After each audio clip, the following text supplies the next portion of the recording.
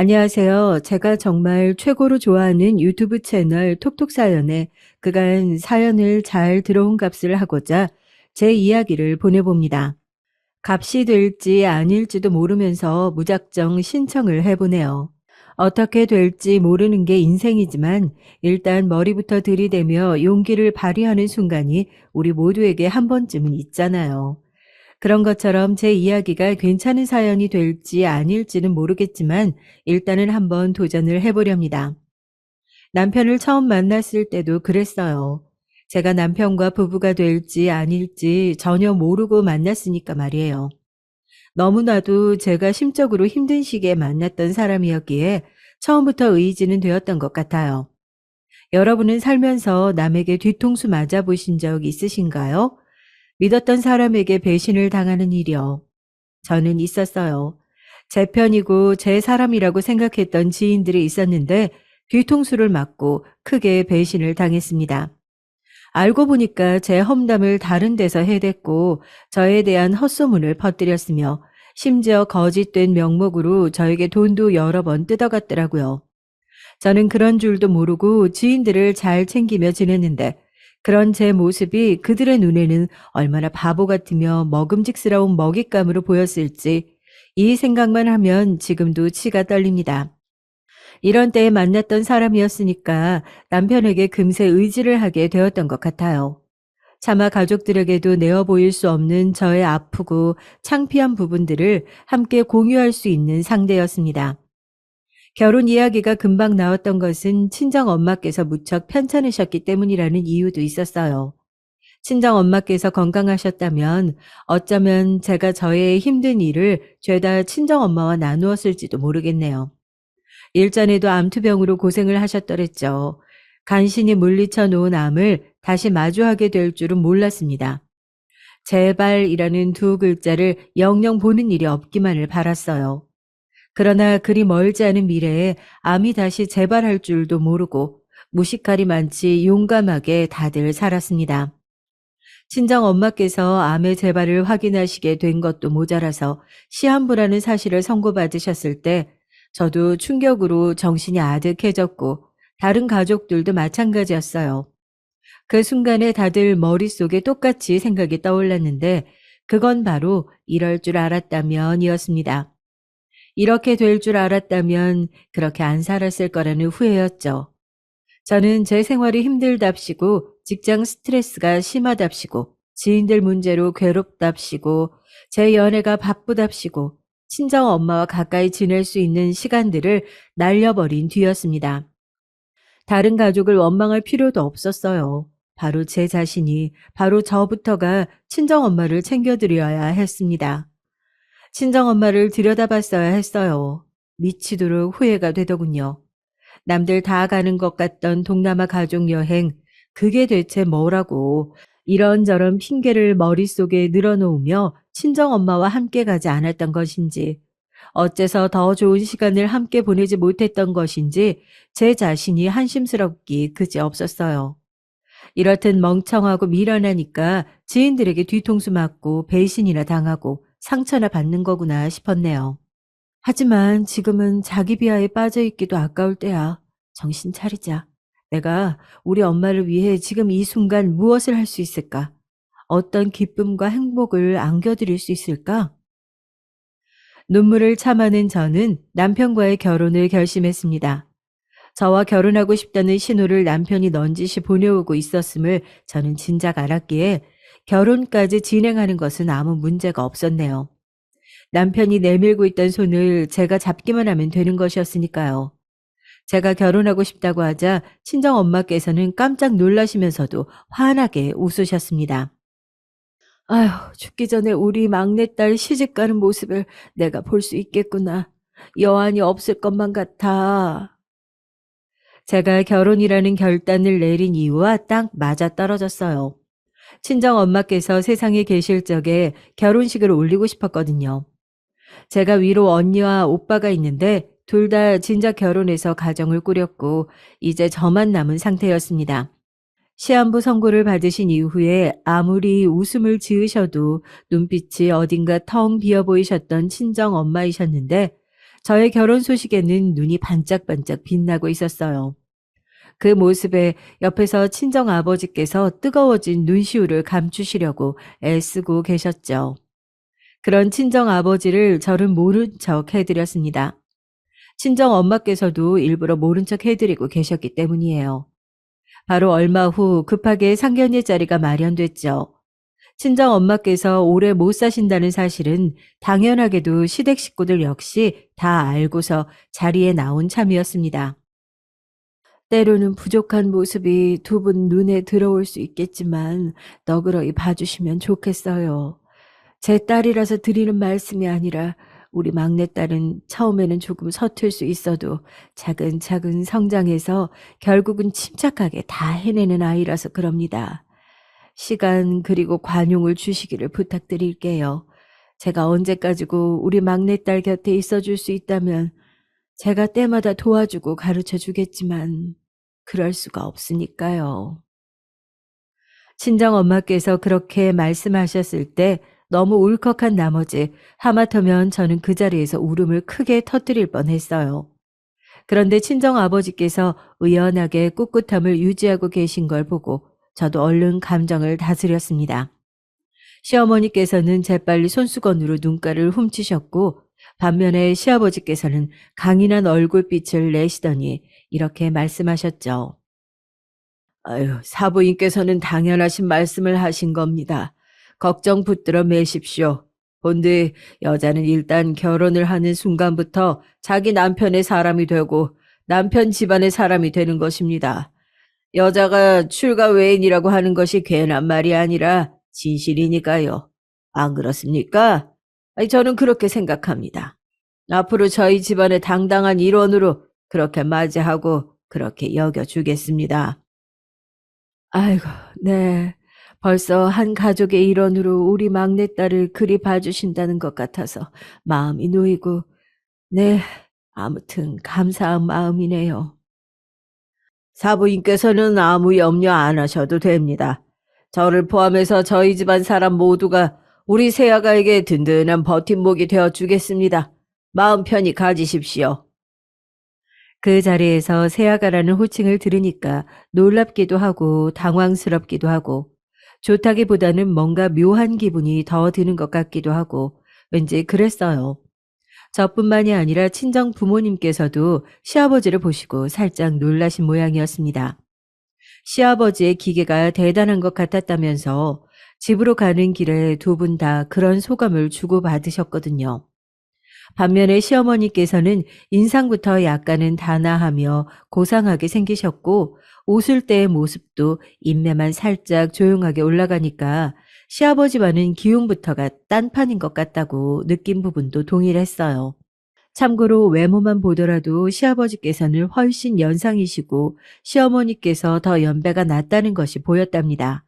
시부모님 두 분께서는 마치 자석의 N극과 S극 혹은 물과 기름처럼 융합이 될 수 없는데 신기하게 부부의 연을 맺으신 것 같다는 인상을 저를 포함한 친정 식구들 모두에게 안겨주었습니다. 그 정도로 두 분이 딴판이었어요. 서로 조화가 잘 되는 부분이 없었거든요. 심지어는 제가 오죽하면 결혼식을 올리던 당일에도 그런 생각을 했었습니다. 시부모님께서 나란히 앉아 계시는데 각각 따로 찍은 사진을 합성해서 옆에다가 붙여놓은 줄로만 알았어요. 제가 끝내는 친정엄마 앞에서 눈물을 찔끔 흘리고만 새 신부가 되었는데요. 친정 부모님께서 눈물을 훔치셨고 시어머니께서도 촉촉해진 눈가를 보이고 계셨어요. 그런데 시아버지께서는 출정을 목전에 둔 장수 같아 보이셨어요. 근엄하고 경건하고 진지하고 그리고 호탕한 기색이셨죠. 결혼을 하고 나서 저는 사람의 감이라는 게 무섭다라는 생각을 하게 되었답니다. 왜냐면 말이죠. 제가 시부모님에 대해 엄청난 사실을 바로 알아버렸거든요. 알고 봤더니 두 분께서는 같이 안 살고 계셨더라고요. 뭐? 아버님하고 어머님이 같이 안 지내고 계신다고? 아니, 그럼 별거 중이란 말이야? 언제부터? 이렇게 지내신 지는 꽤 한참 됐는데 정확히 언제부터였는지는 잘 모르겠어. 그런데 집안 사정 때문에 그러시는 것뿐이라서 별거라고 표현하기에는 좀 그렇다. 그건 왠지 우리 부모님 사이가 나빠서 따로 사신다는 얘기 같잖아. 솔직히 시부모님께서 따로 지내신다는 게 엄청 중요한 사실로 여겨졌는데 남편은 되게 시큰둥하고 무심하게 받아들이더라고요. 제가 보인 깜짝 놀란 반응을 되려 과하다고 지적하기까지 했습니다. 시댁에는 주로 시아버지 혼자만 살고 계셨고 시어머니께서는 다름 아닌 시아버지의 친누이분, 그러니까 저에게는 시고모 되시는 분의 댁에 가서 거의 거기서 지내고 계셨어요.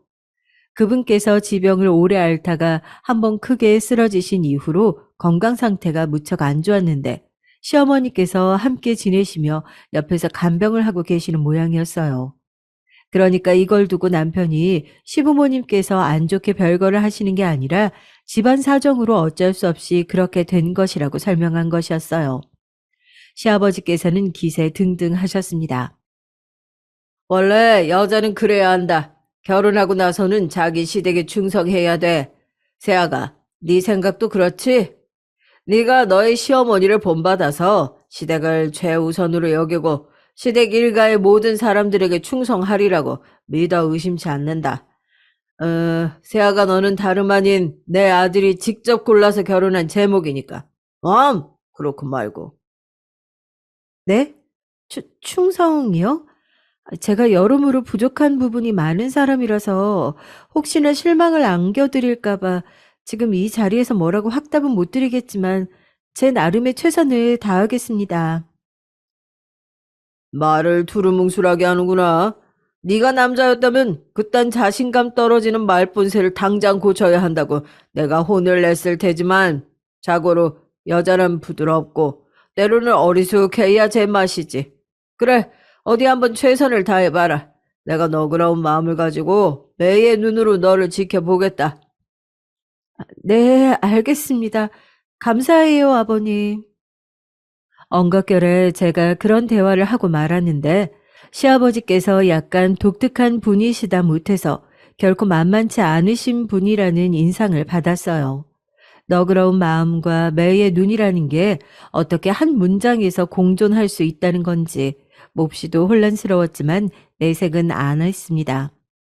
그런 저를 더 혼란스럽게 만들었던 것은 다름 아닌 시누이였어요. 남편의 여동생 말이에요. 간병하러 가신 게 아니라 피신하러 가신 거예요. 네? 아가씨, 갑자기 그게 무슨 소리예요? 우리 엄마 말이에요. 큰 거 못되게 간병하러 가신 게 아니거든요. 요즘 세상에 혼자 어떻게 그렇게 환자를 오래도록 돌봐요. 그럴 이유가 없는데요. 방문 요양인가 하는 거 계속 받고 계셔서 고모는 하여간 요양사들이 챙기고 있는 거고요. 우리 엄마는 편하게 지내고 계세요. 정말이에요? 그럼 굳이 거기에 계속 있으실 필요가 없을 텐데 어머님께서는 왜 안 들어오시는 건가요? 피신이라고 표현하신 것과 관련이 있어요? 당연하죠. 우리 아버지라는 인간 때문에 집에 안 오시는 거니까요. 일부러 고모한테 헌신하며 시댁을 위해 평생 한 몸 바치는 것처럼 굴고 계시는 데는 다 이유가 있어요. 안 그러면 아버지는 절대 엄마를 집 밖에서 지내도록 안 놔두실걸요? 우리 엄마가 진짜 현명하게 술을 잘 쓰신 거죠. 저도 마찬가지예요.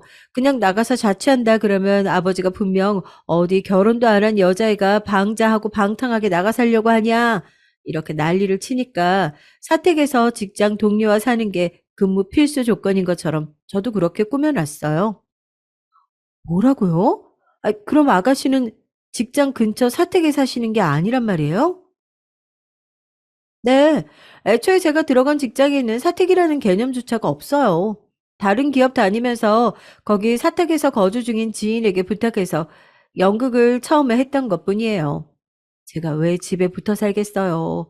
엄마도 안 계시는데 아버지란 인간이 얼마나 숨막히는데. 머리가 어질어질했습니다. 시누이는 자기한테 남매 말고 자매가 있었으면 하고 평생을 바랐다고 하던데 그래서인지 저한테 굉장히 호의적이었어요. 저는 반대로 동생이 없고 제가 막내였기에 저보다 어린 시누이의 존재가 은근하게 기꺼웠고요. 결혼식 때까지만 해도 시누이가 왠지 표정이 썩 밝은 것 같지 않아서 저를 마음에 안 들어 하는 줄 알았는데 아니었나 보더라고요. 시댁에 들렀을 때 마주친 시누이가 저에게 먼저 부침성 있게 말을 건네줘서 반갑고 좋았습니다. 본인도 오랜만에 잠깐 집에 들른 참이라고 그랬어요. 그래서 남편은 따로 먼저 가도록 두고 시누이랑 둘이 시댁 근처의 카페에서 커피 한 잔씩 나누다가 이런 얘기도 들었던 겁니다. 시어머니께서 피신을 가신 것이었고 시누이는 거짓 자취를 하고 있었다고요. 이런 사실 자체도 놀라웠지만 남편과 결혼한 제 입장에서는 바로 이러한 진짜 내막을 남편이 모르고 있다는 쪽이 더욱 신경 쓰였습니다. 시누이가 그러더군요.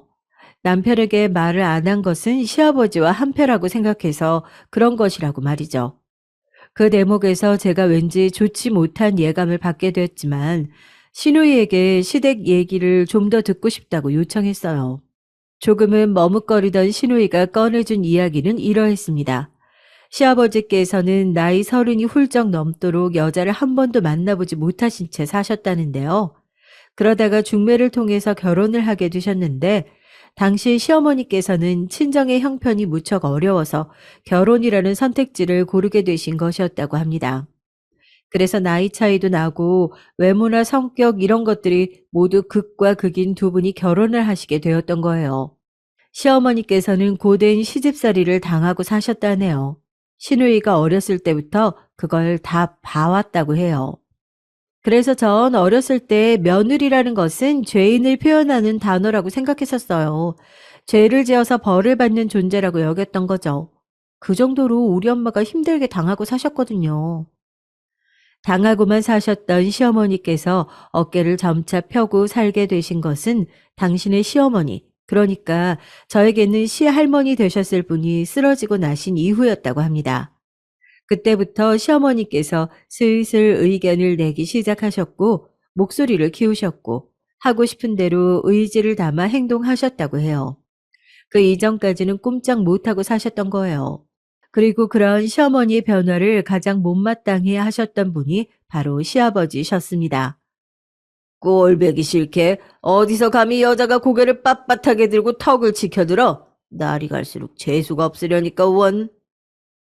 하지만 시어머니께서는 당신이 지난 세월 호되게 당하고 사실 때 단 한 번도 나서주지 않으셨던 시아버지에 대한 원망과 앙금을 대단히 품고 계셨어요. 쉽사리 기세를 꺾지 않으셨다고 하더라고요. 그러다가 시아버지께서 일적으로 좀 힘든 일을 겪게 되신 거예요.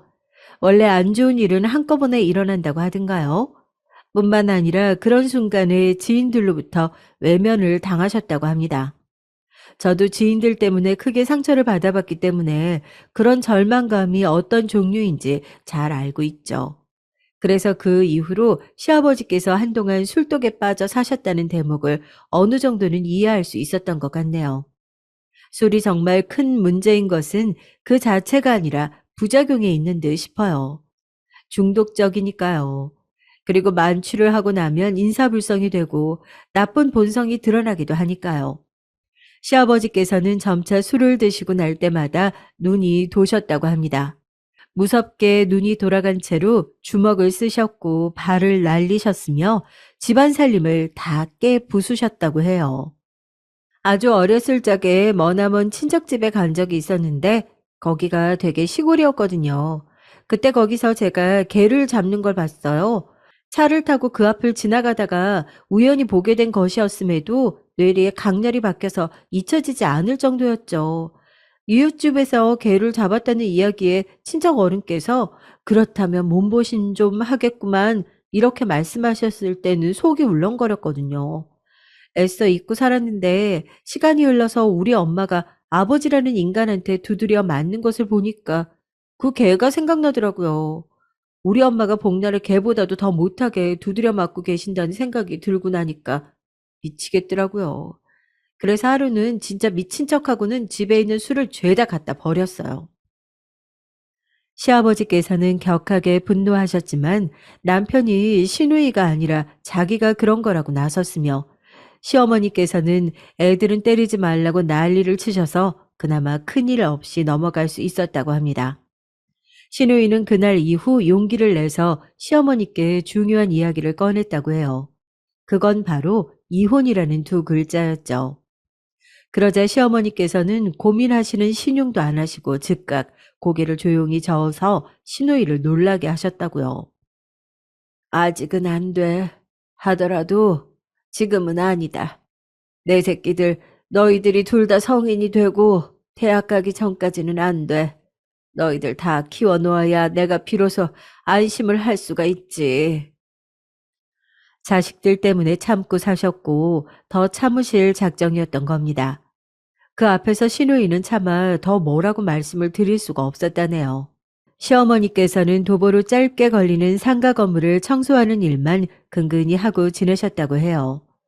더 일을 하고 싶으셔도 다른 일을 구하고 싶으셔도 시아버지께서 절대 허락을 안 해주셨고 용납을 못 하셨다네요. 그러면서도 판판히 놀지만 말고 돈을 벌라고 하셨다는 대목이 가장 황당합니다.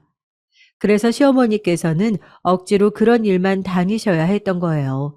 남편이 대학을 가고 난 이후 그때부터 시아버지께서는 술에 빠져 하루 걸러 하루를 난동 부리셨던 행각을 멈추기 시작하셨다고 합니다. 시아버지께서도 아들 장남 타령을 무척 하셨던 분이라고 해요. 그러니 귀한 아들을 위해서라도 마음을 다잡으신 걸지도 모르겠습니다. 남편이 대학을 다니던 와중에 시어머니께서는 참을 만큼 참았다면서 시아버지께 이혼을 요구하셨다고 해요. 하지만 시아버지께서 불같이 화를 내시며 절대 이혼을 안 해주겠다며 선을 그으셨던 겁니다. 뭐? 이혼? 감히 나에게 이혼을 요구해? 지아비를 무시하는 것도 정도가 있지. 이런 시건방진 여자를 다 봤나? 혹시 바람난 거 아니야? 딴 놈이 생긴 거지. 그래서 이혼하자고 하는 거야? 맞아? 시어머니께서는 이혼도 못하시고 되려 바람이 났다는 의심까지 받게 되셔서 한동안 엄청나게 고생을 하셨다고 해요. 2년 정도를 내내 감시당하며 지내셨다고 합니다. 이때 신우이는 자기가 고등학생이라서 하루 종일 학교에 있었고 입시 때문에 정신이 없어서 시어머니를 챙겨드리지 못한 게 천추의 한으로 남았다고 그랬어요. 신우이가 대학에 들어간 이후 시어머니를 따로 챙겨드리기 시작했고요. 그러면서 점차 시어머니께서는 이 정도만 되어도 살만하다는 소리를 입에 올리게 되셨다고 합니다. 그러다 보니까 어영부영 시간이 계속 흘러서 이혼이라는 두 글자가 끝내 완성되지 못했던 거죠. 시고모의 핑계를 대고 나가서 사시게 된 이후로는 사실상 결혼 이후 첫 자유를 찾으신 셈이었고요. 세상에나, 이게 다 무슨 얘기야? TV 드라마 같은 곳에서 봐왔던 시집살이, 그로 인해 생긴 갈등, 이런 게 바로 내 시댁에서 일어났다고? 그리고 어머님의 지금 생활이 과연 진짜 백이 순수한 자유라고 할 수 있을까? 결국은 아버님의 눈치를 살피고 비위를 맞춰야지만 유지될 수 있는 자유 생활 아니야? 그게 어떻게, 진짜 자유일 수가 있는 건지 난 잘 모르겠어. 신우이에게 시댁의 지난 이야기를 듣고 나니까 머릿속이 복잡했고 마음속은 착잡했습니다. 시아버지에 대한 의견은 남편과 신우이가 갈라지고 있는 모양이더라고요. 같은 집, 같은 환경에서 자란 남매인데도 불구하고 말이죠. 신기하지 않을 수가 없는 일이었네요. 제가 남편에게 신우이한테서 시시콜콜 이야기를 다 들었다고까지는 안 밝히고 그냥 대화를 하다 보니까 시댁의 옛날 이야기도 몇 개 좀 듣게 되었다는 정도로만 말을 하면서 시어머니께서 너무나도 시아버지 때문에 고생을 심하게 하신 것 같다고 그랬는데요. 남편의 입장은 이러했습니다. 우리 엄마가 너무 힘드셨다는 거 나도 알아. 잘 알지. 근데 그럼에도 우리 아버지 말이야. 참 불쌍하신 분이다. 아버지를 보면 그래서 나는 마음이 좀 짠해. 옛날에는 태산처럼 하염없이 거대하고 높은 분으로만 보였는데 지금은 언제 저렇게 작아지셨나 싶어서 씁쓸하더라고. 우리 아버지 가만 보면 불쌍하신 분이야. 너무 안 좋게 생각하진 말아줘. 각자의 사정이라는 게 있는 법이니까. 어쨌거나 본인은 시아버지를 불쌍하게 생각한다는 거예요. 그렇게 생각한다는 이유가 너무 허접해서 저는 그냥 이빨 다 빠진 호랑이를 보며 눈물 흘리는 사람이 내 남편이구나, 이런 식으로만 생각하기로 했습니다. 복잡하게 생각하면 골치 아팠으니까요. 시누이는 단연 시어머니의 편이었고 시아버지 같은 분이 하필 본인의 부친이라는 사실이 답답하다고 했어요. 시간을 돌릴 수만 있다면, 만약에 과거로 갈 수만 있다면 전 우리 엄마가 아버지 같은 인간하고 결혼 안 하셨으면 좋겠어요. 그렇게 해서 저라도 존재가 세상에 태어나지 못하게 된다고 해도 전혀 상관없으니까요. 우리 엄마가 행복하게 사신다면 좋을 것 같아요. 지나버린 우리 엄마의 세월이, 청춘이 너무 아까워서 저는 때때로 슬프거든요. 듣던 제 가슴이 먹먹해지는 것 같았어요. 저는 왜 상반된 남매의 반응을 듣고 나서 제가 만나고 결혼한 사람인 남편이 아니라 훨씬 덜 아는 사람인 시누이 쪽으로 마음이 기울었을까요? 이상하게 시누이 쪽으로 공감이 갔고 시아버지를 두둔하는 남편이 퍽 낯설게 느껴졌습니다. 한창 설레고 행복해야 할 신혼 때였음에도 마음이 싱숭생숭했는데요. 그러던 와중에 결국은 그런 순간이 오고야 말았습니다. 친정엄마와의 영원한 이별 말이에요. 유달리 친정엄마의 컨디션이 올라와 있어서 갑자기 안심이 되려던 찰나에 확 악화가 됐습니다. 병원에서는 마음의 준비를 하라고 일러줬어요. 그러나 그 마음의 준비라는 것은 얼마간의 시간이 주어지든지 간에 제가 해낼 수 있는 게 아니었더라고요. 속수무책으로 저는 무너져 내리고 말았습니다. 제가 결혼해서 배우자가 생겼으니, 저만의 편이 생기는 걸 보았으니 그것만으로 만족하고 안심이 된다고 말씀하시는 친정엄마 앞에서 저는 눈물이 터졌어요. 엄마, 나한테는 결혼보다 남편보다 우리 엄마가 세상 최고로 중요해요. 나 그냥 엄마하고만 살아도 돼. 그러니까 엄마, 제발 죽지 마요. 나 두고 가지 마세요. 나 아직 엄마 없이는 안 된단 말이에요. 내가 천수를 못 누리고 가서 미안해. 내가 우리 강아지들 건강하게 잘 낳아줬는지 사실 그게 걱정이 된다. 다들 건강관리 잘했으면 한다. 나처럼 이렇게 되면 안 돼. 알았지? 특히 네 아버지 꼭 좀 들여다보고 살아. 부탁할게. 나는 우리 첫째와 둘째에 이어서 우리 막내딸까지 결혼하는 거 보고 떠나서 행복해. 여한이 없어. 엄마, 갑자기 왜 눈에 초점이 없어 보여요? 엄마가 해준 감자채 볶음 먹고 싶다고. 김치볶음도요. 그거 김에 싸서 먹으면 정말 꿀맛인데. 엄마, 내가 하면 그 맛이 안 나요. 왜 그럴까요? 마트에서 제일 좋다는 감자, 그걸 써봐도 별 맛이 없어요. 김치도 제대로 묵은지 써서 해봤는데도 엄마가 해주는 그런 깊은 맛이 안 나요. 난 엄마가 아직 필요한 것 같아요. 엄마, 가시면 안 돼요. 제가 엉엉 울고 있을 때 오빠가 새언니와 아이를 데리고 왔습니다. 어린 조카 앞임에도 제가 주체를 못하고 계속 우니까 새언니는 당황해서 아이를 데리고 나갔고 오빠가 저를 나무랐죠. 넌 지금 나이가 몇인데 왜 이러냐? 엄마 심란하게 하지 마라. 컨디션 조절 잘 하셔야 돼. 이판국에 뭔 컨디션이야. 오빠 말로 그러지 마. 오빠는 나보다 더 오래 살았잖아. 나보다 나이 많잖아. 엄마하고 그만큼 더 살아봤잖아. 엄마가 해준 반찬도 나보다 수십 수백 번은 더 먹었잖아. 오빠는 자식도 있으니까 이제 자기 가정 있고 가장이니까 그런 거겠지만 나하고는 입장이 달라. 너는 왜 얘기가 그렇게까지 튀냐? 우리가 다르기는 뭐가 달라? 다 똑같이 우리 엄마 자식들인데. 오빠는 지금 내 심정 모른다는 이야기야. 그때 친정엄마께서 조용히 눈물 한 줄기를 흘리셔서 저와 오빠가 입을 다물었습니다. 언니가 들어온 건 그 순간이었죠. 밖에서 새언니와 조카를 만난 모양이었어요. 무슨 일이라도 있냐고 물어보며 들어섰던 언니는 친정엄마의 눈물을 보고 흠칫했습니다. 싸우지 말고 사이좋게 잘 지내라. 너희들 셋 다, 알았지? 내 강아지들, 아무리 나이가 들었어도 다들 시집장가 가버렸어도 나한테는 강아지들이야.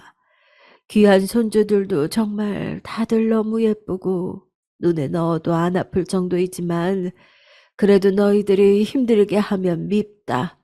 아무리 아끼는 손주들이라도 내 자식들 힘들게 하면 속상해. 나한테는 손주들보다 귀하고 예쁜 게 너희들이야. 내 강아지들. 죽어서도 영원히 사랑한다. 친정엄마께서 우시면서 말씀을 이으셨고 언니는 돌아서서 병실의 벽을 보며 조용히 울었습니다. 오빠는 병실의 천장을 올려다보면서 주먹을 불끈 쥐고 필사적으로 눈물을 삼켜내고 있었죠. 그리고 저는 저 혼자서 친정엄마를 부여잡고 숨이 넘어가도록 꺼이꺼이 울었어요.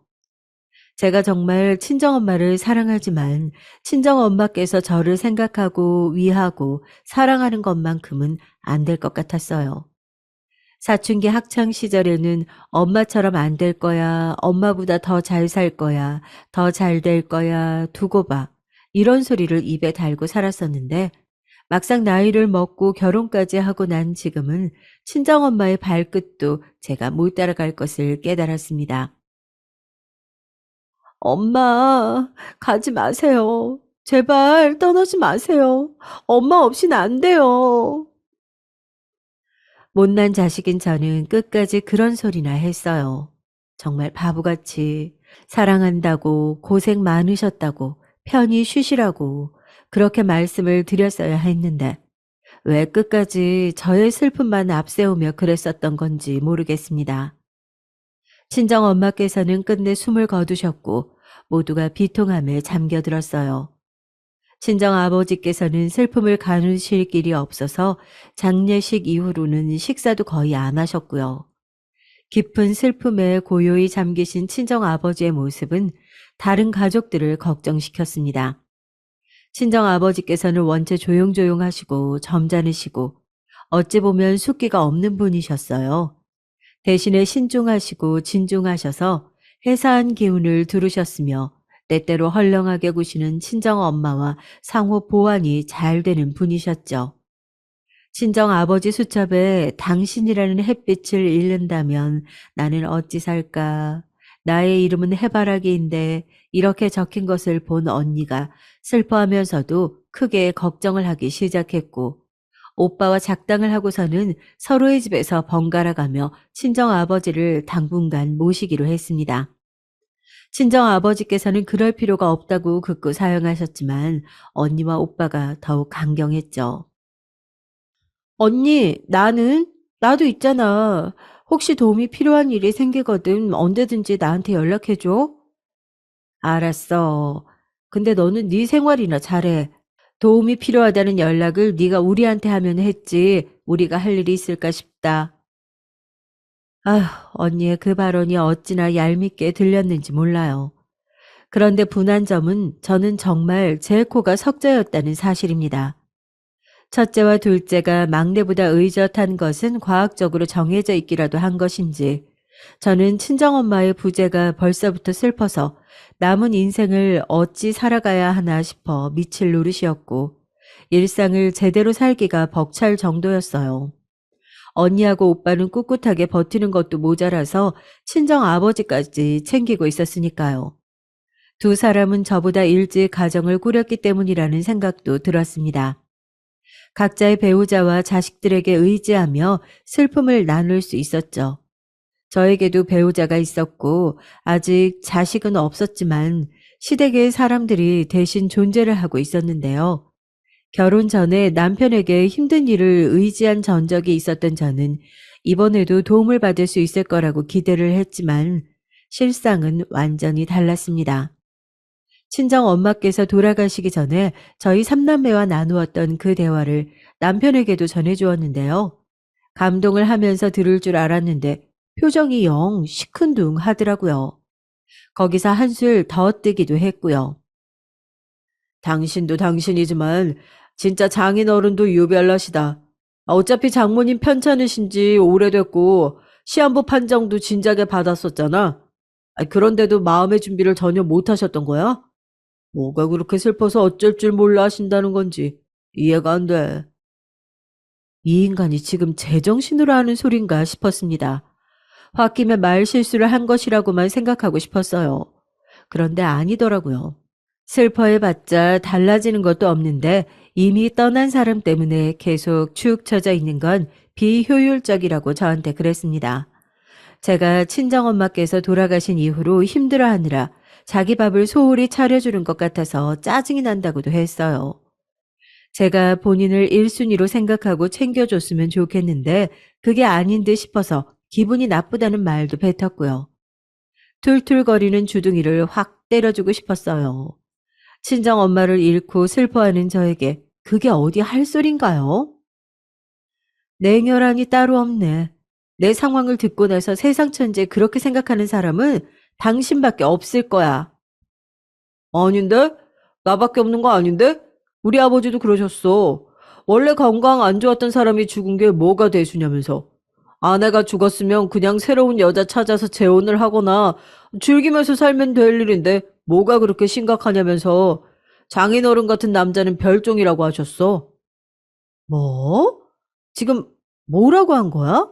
아버님이 그런 말씀을 하셨다고? 아버님 미치신 거 아니야? 그걸 고지고대로 나한테 전하는 당신은 또 뭐야? 진짜 미쳤어? 남편이 한 말을 듣고 나서 제가 정말 머리 꼭지가 돌아버리는 줄 알았어요. 제가 화를 내자 남편은 사과를 하기는커녕 저보다 더욱 열을 내면서 따지고 들더라고요. 대체 본인이 저한테 따질 것이 뭐가 있다고 그랬던 건지 이제 와서 생각해보면 그 상황 자체가 이해 안 되는 점 투성이었던 듯 싶습니다. 대판 부부싸움을 벌였죠. 그동안은 서로 안 맞는 지점이 있어도 싸우지 않고 참으며 넘어갔었건만 이때 처음으로 대판 싸웠어요. 살벌하고 싸늘한 냉전이 이어졌습니다. 서로 본체 만체하며 날을 세우는 날들이었죠. 그런데 이때 남편이 기가 막힌 짓을 벌였던 겁니다. TV를 보든지 휴대폰을 하든지 둘 중 하나만 할 것이지 둘 다 하다 갑자기 소파에서 잠들어 버리는 건 또 뭐야? 어이가 없네. 바닥에 휴대폰 떨어뜨린 것도 모르고 코까지 골면서 잘도 잔다. 잠깐, 카톡 중이었던 것 같은데 이 내용은 대체 뭐지? 설마 상대가 여자? 어머, 진짜 여자네? 어느 날 늦은 밤중에 남편이 거실 소파에서 코를 골며 잠들었고 저는 남편의 휴대폰을 바닥에서 주워들었는데 화면이 아직 켜져 있더라고요. 만약에 화면이 꺼진 상태였다면 비밀번호로 잠겼을 테니까 제가 그 내용을 못 봤을 거예요. 그러니까 일이 전부 이렇게 되려고 운명처럼 그때 제가 휴대폰을 주워들었던 건가 봅니다. 남편과 밤에 카톡을 주고받던 상대는 여자였는데 대화 내용이 어처구니가 없었어요.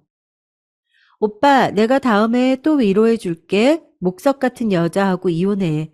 당장 나한테 와. 매일 잘해 줄게. 정말 그럴까? 이혼할까? 응? 얼마나 어떻게 잘해 줄 거야? 나 퇴근하면 문 앞에 쪼르르 나와서 애교 피워 줄 거야?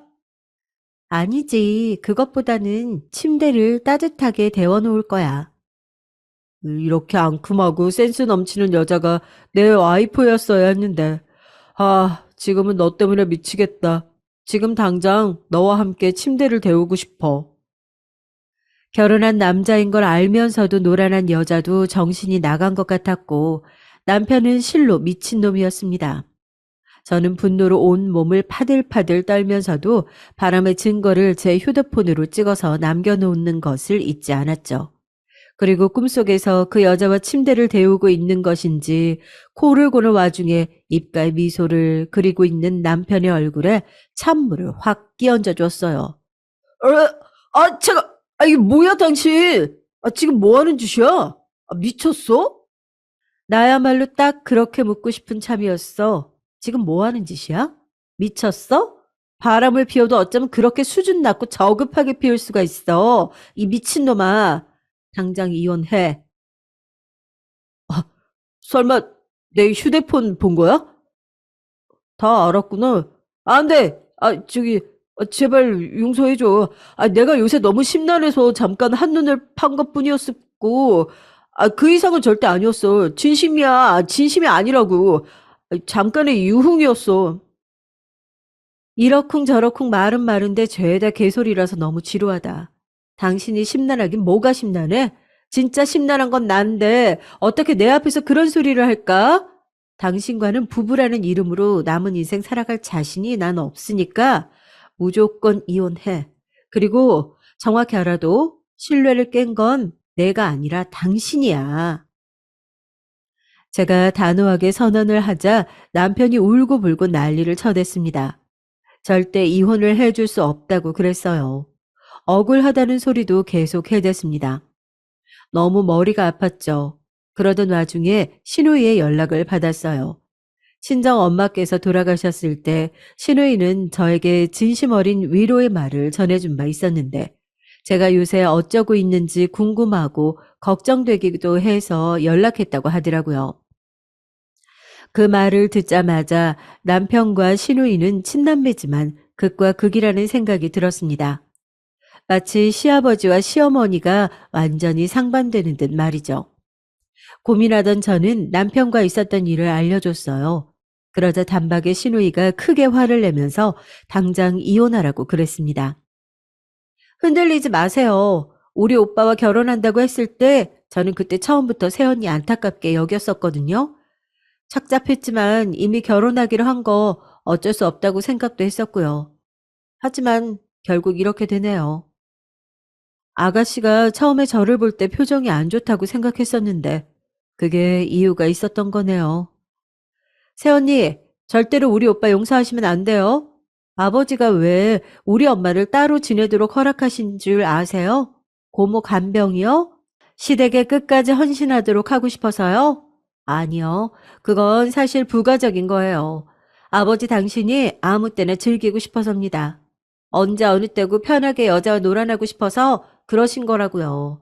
그리고 오빠는 완벽하게 친탁을 한 사람이에요. 부전자전이죠.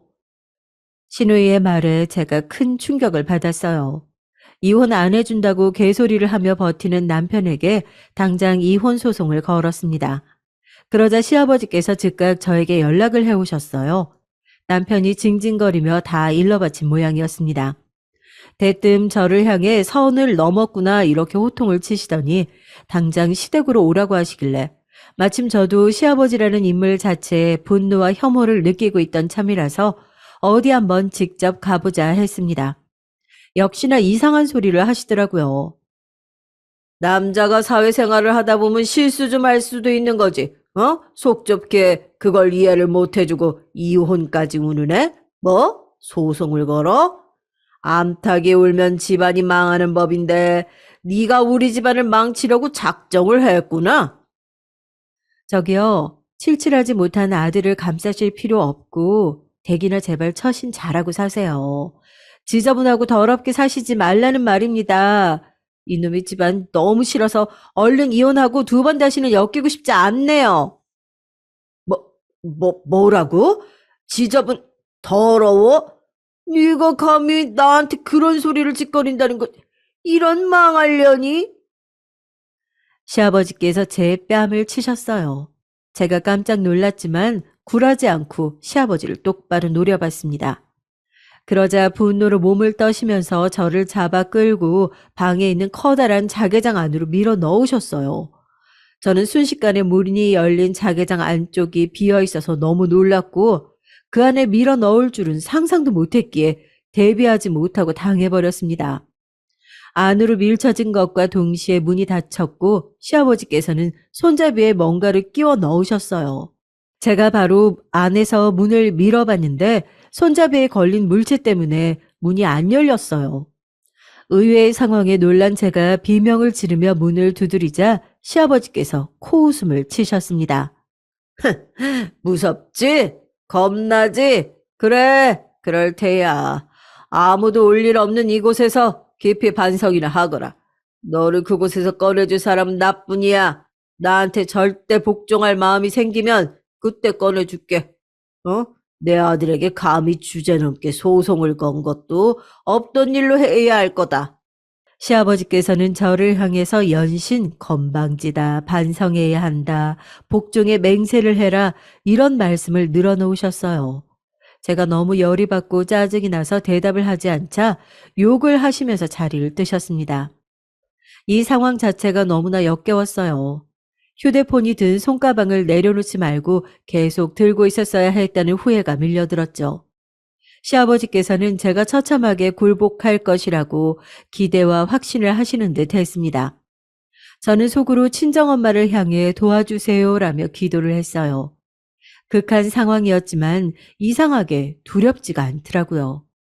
시아버지께서는 이따금씩 제가 갇힌 곳으로 와서 조롱을 하시며 저에게 눈물 콧물을 쏟으며 사죄를 하라고 강요하셨지만 저는 꿈쩍 안 했습니다. 그런 저를 시아버지께서 더욱 비웃으시던 바로 그때였어요. 현관 벨소리 그리고 현관문 두들기는 소리가 동시에 크게 들려왔습니다. 안에 계십니까? 경찰입니다. 문 여세요. 경찰이 찾아온 거예요. 당황하신 시아버지께서는 우왕좌왕하며 문을 안 열고 계셨지만 잠시 후 도어락 비밀번호를 치는 소리가 들리더니 놀랍게도 현관문이 열렸던 겁니다. 질겁하신 시아버지께서는 현관문이 열리고 등장한 인물을 확인하자 더욱 화들짝 놀라시며 뒷걸음질을 치다가 엉덩방아를 크게 찢고 마셨어요. 아이, 이럴 수가. 아니, 대체 사돈께서 여기는 어떻게 하시고. 경찰과 함께 들이닥친 현관문을 비밀번호로 연 인물은 바로 제 친정아버지셨던 겁니다. 친정아버지께서는 벌레 보듯이 경멸의 시선을 던진 뒤 일부러 시아버지의 손을 발로 꾹 세게 밟으시고는 제가 힘껏 두들기고 있는 자개장 앞으로 오셔서 저를 꺼내주셨어요. 넘어지신 것 때문에 꼬리뼈의 통증을 느끼고 계셨던 시아버지께서는 손까지 세게 밟히신 고통까지 이중고를 겪으시며 신음하고 계셨고요. 고소하더라고요. 우리 딸, 어디 얼굴 좀 보자. 다친 데는 없고? 괜찮은 거야? 네, 전 괜찮아요. 엄청 멀쩡해요. 이렇게 아버지가 와주셨잖아요. 덕분에 무사해요. 그런데 어떻게 알고 오신 거예요? 제가 그렇게 말을 했을 때 집안으로 쏟아지듯 들어온 사람이 있었습니다. 그건 바로 제 언니, 형부, 오빠, 새언니, 그리고 시누이였어요. 모두 저를 향해 걱정을 쏟아내며 시아버지를 향해서는 비난을 쏟아냈습니다. 대체 어떻게 된 일인지 경위를 듣고 나서 저는 놀라운 눈으로 시누이를 바라볼 수밖에 없었어요. 시누이 덕분이었더라고요. 저와 연락이 수시간째 안 되는 것을 이상하게 생각한 시누이가 시아버지를 슬쩍 떠봤던 거예요. 시아버지께서는 아무 일도 없는 척 구셨지만 본인의 부친에 대해서라면 치가 떨릴 만큼 잘 알고 있던 시누이가 눈치를 챘던 겁니다. 그래서 친정엄마의 장례식장에서 만났을 때 번호를 주고받았던 제 언니에게 연락을 해서 제 친정 식구들 중에서 아무도 저와 연락이 안 된다는 것까지 확인을 한 뒤 아무래도 제가 시아버지 때문에 공경에 차온 것이 틀림없다고 시누이가 그렇게 말을 했던 거예요. 그런 추측을 한 이유를 밝히자면 시아버지께서 얼마나 저급한 분이신지 그리고 제가 남편과 어떠한 이유로 이혼 소송에 들어갔는지 다 밝혀야 했기 때문에 시누이도 망설이기는 했지만 결단을 내리고 전부 까발렸다고 합니다. 친정 아버지께서 당장 먼저 출발을 하셨고 나머지 식구들 그리고 시누이까지 전부 따라온 것이었어요. 시누이가 친정 아버지께 시댁의 현관문 비밀번호를 전달했고요. 이혼이 마무리되면 그때 밝히려고 했어요. 가뜩이나 아직 심란하실 아버지께 걱정거리 더 안겨드리고 싶지 않아서 그랬어요. 죄송해요. 네가 죄송할 게 뭐 있어. 그럴 것 없다. 이제 다 끝났으니 마음 놓고 쉬자꾸나. 우리 식구들 다 함께. 친정 아버지의 품에 안겨서 훌쩍이 된 그 순간 저는 왠지 친정 엄마께서 이 모습을 바라보고 계실 것 같다는 생각이 들어서 더욱 푸근한 기분이 들었습니다. 저는 당연히 남편 놈과 무사히 이혼을 했고요. 시아버지셨던 그분은 그때 꼬리뼈를 크게 다치신 것이기 때문에 한동안 엄청 고생을 하셨고 시누이와 제가 학공을 해낸 끝에 시어머니와 이혼을 하게 되셨습니다. 고맙구나. 고마워. 그 인간의 험한 일을 당해놓고도 오히려 그걸 이용해서 그 인간의 커다란 흉을 남기고 내가 이혼 소송을 걸어서 이길 수 있도록 해주다니. 너에게는 어떻게 은혜를 갚아야 할지 모르겠다. 아니에요, 어머님. 제가 이렇게 하고 싶어서 해드린 것 뿐이에요. 더 정확히는 아가씨와 뜻이 통했기 때문이고요. 눈물을 글썽이며 제 손을 잡아주시는 시어머니의 모습에 저는 이상하게 친정엄마의 모습이 겹쳐 보였어요. 그건 어쩌면 시간이 그때로부터 꽤 흐를 동안 시어머니와 더욱 돈독한 관계가 되어서 마치 모녀지간의 그림처럼 보이게 되리라는 것을 예고하는 것이었을지도 모르겠고요. 시누이는 저에게 친자매 같은 존재가 됐고요. 저에게 각각 시아버지, 남편이었던 그 양반들을 알아서 그 이후로 패가망신의 길만 걸어준 덕분에 모두가 정의는 살아있다고 즐겁게 쑥덕거렸답니다. 안녕하세요. 저는 경기도 용인에서 거주하는 여자입니다. 요즘 날씨가 추워져서 거리에 붕어빵을 파는 분들이 많아지셨더라고요. 여러분은 붕어빵을 좋아하시나요? 저는 겨울이 되면 붕어빵이나 풀빵을 파는 분들을 볼 때마다 저 어릴 때가 그렇게 생각이 나요. 왜냐하면 제가 어릴 때 엄마 손을 꼭 잡고 겨울에 붕어빵 장사를 했었기 때문이에요. 엄마도 똑같은 마음이신지 겨울만 되면 그렇게 먹지 않아도 붕어빵이랑 풀빵을 자주 사신다고 합니다. 사실 우리 엄마는 안 해보신 일이 없는데 그렇게 힘들다고 하는 김치 공장에서도 일하셨고 학습지 교사부터 정수기 점검하는 일, 우유 및 신문 배달, 노래방 장사, 분식집 장사 등 정말 많은 일을 하셨어요. 엄마가 이렇게 일을 할 수밖에 없었던 이유는 어느 집이나 그렇듯 다 사연이 있습니다. 엄마는 여행에서 만난 아빠와 결혼을 했었는데 아빠는 정말 빵점짜리 아빠였어요. 아빠가 본인이 돈을 벌어온다고 엄마에게 잘 다니던 회사도 그만두게 하더니 본인은 노름에 빠져서 보증을 서고 심지어 빚까지 만들었던 거죠. 게다가 바람도 피웠는데 그 상대는 엄마의 절친이었답니다. 그리고 여러분들이 생각하시는 최악의 남편 하시면 뭐가 떠오르시나요? 아마 우리 아빠는 그거에 다 해당이 될 거예요.